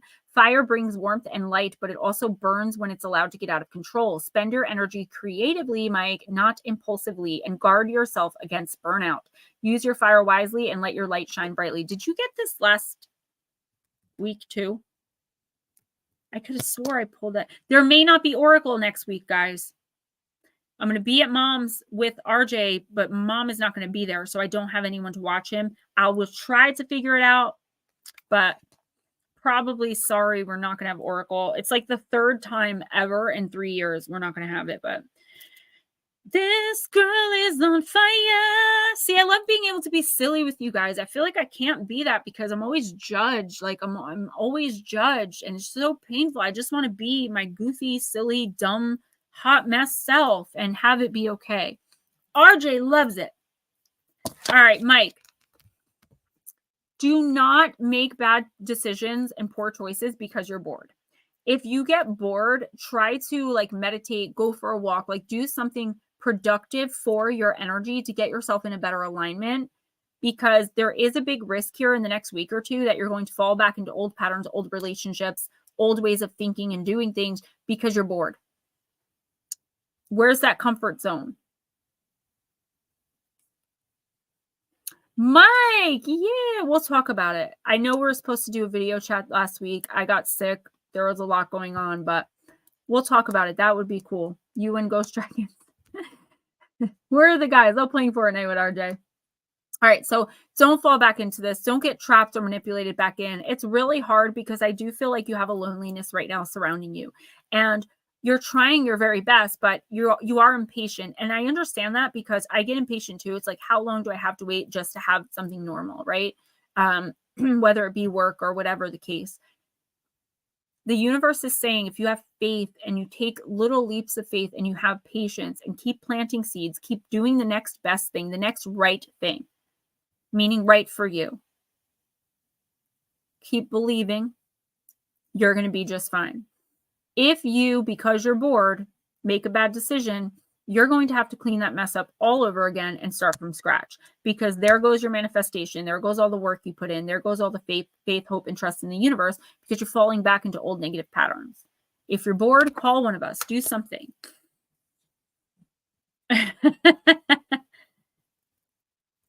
Mike, good.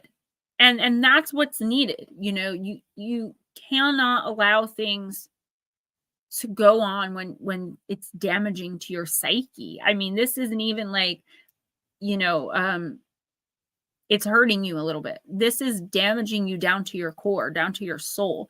You have lost pieces of your soul, which are so hard to get back because of this situation. How badly do you want it?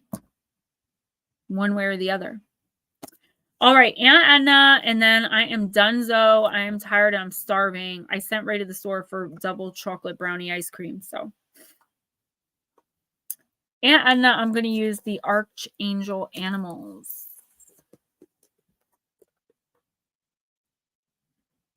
I hear you. Keep that separate. You know what I'm saying? Do not allow it. It's not allowed in your energy anymore. It's dead, done, over with. It's beyond stuck, stale, and stagnant. You're in your power now. Please stay that way. You're going to see results soon, little by little by little, as long as you keep making the next right decision. And again, the right decision means you. Oh, Miss Pixie. Heather, be yourself. Yeah, that's all we can be. Sometimes it's really hard. I feel like I'm just so judged. And I don't think that people mean it sometimes. I just think that they're so different. Like, they don't understand what I'm trying to create, what I'm trying to do, the reasons I do the things that I do. I'm silly and I'm goofy and I'm finally, you know, I'm sober and loving my life. It just needs to be okay. Yeah, and Mike, that's okay. Just going through the motions is okay, because it's not going to last forever. But you have to believe that it's not going to last forever. Okay, I guess this is the card. Did you see that? It just like flew up. The wolf. Ooh. Be independent, but work together, Aunt Edna.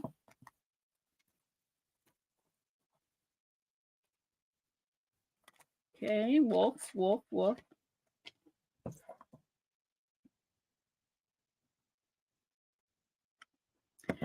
This is Archangel Zariel. This is the card of the spiritual teacher. And when you choose it, you are reminded to be disciplined about your spiritual practice, as this is very important to your progress. Act nobly and honorably, whatever the circumstances, for many will look up to you. And you know this is true, because we talk about this all the time when you're in stream. You must learn to trust your inner guidance and decide who you have confidence in and give them your loyalty. You need to know who you can trust, because you have wisdom and healing to impart. Look for like-minded others and gather them to you, as together you can fulfill your mission more effectively than if you work alone. It sounds like our stream. Whether you are aware of it or not, you can spread the unconditional love and light of the gold ray of Christ, which has a huge energetic impact on those around you. And this is not saying anything you don't know. I do feel like there are still people who are trying to like bring you outside of yourself, because they feel like you're in a quote unquote weak position. But we talked last week about you changing that mindset. Oh, I'm a weak old lady now. No, you're just a different form of you now. You're still powerful and beautiful and a freaking goddess. Now you just, something's changed. Do not accept that negativity. Keep joining our group. Keep doing what you're doing to spread your light. Everyone in here's aunt.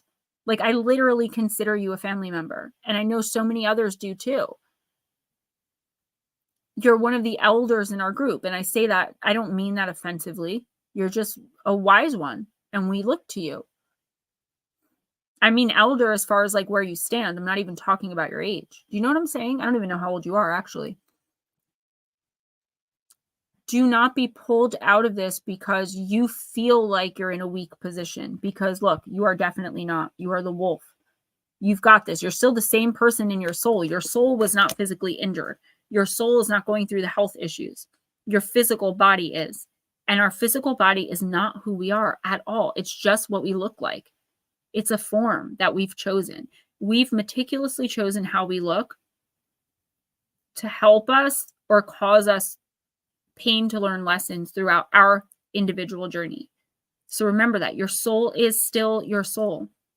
And that's amazing. She helps me a lot. She definitely doesn't look her age. I don't know how old she is. When I say elder, I just mean like I look at Lara as an elder, not because she's older than me, but because I feel like she's spiritually advanced. I don't mean it offensively. Guys, I love you all so much. Keely and Heather Boyko, thank you guys so much for coming in, ladies. Please come in anytime. My email is gemmajadeparanormal@gmail.com, or you can hit me up on Facebook. I love seeing new names in here. If you keep coming, you're going to notice, and this is not me being cocky, it's just a fact. If you keep coming in week after week, even if you just listen in the background and don't talk, get your reading and listen, you will start changing from the inside out before you realize it, and you will be activating. You will start seeing things, you'll start hearing things, not in a scary way. Your intuition will start screaming to you. You'll be so much more connected. I don't know how this group does that, but it does. It's happened every single time when a newcomer has stayed around.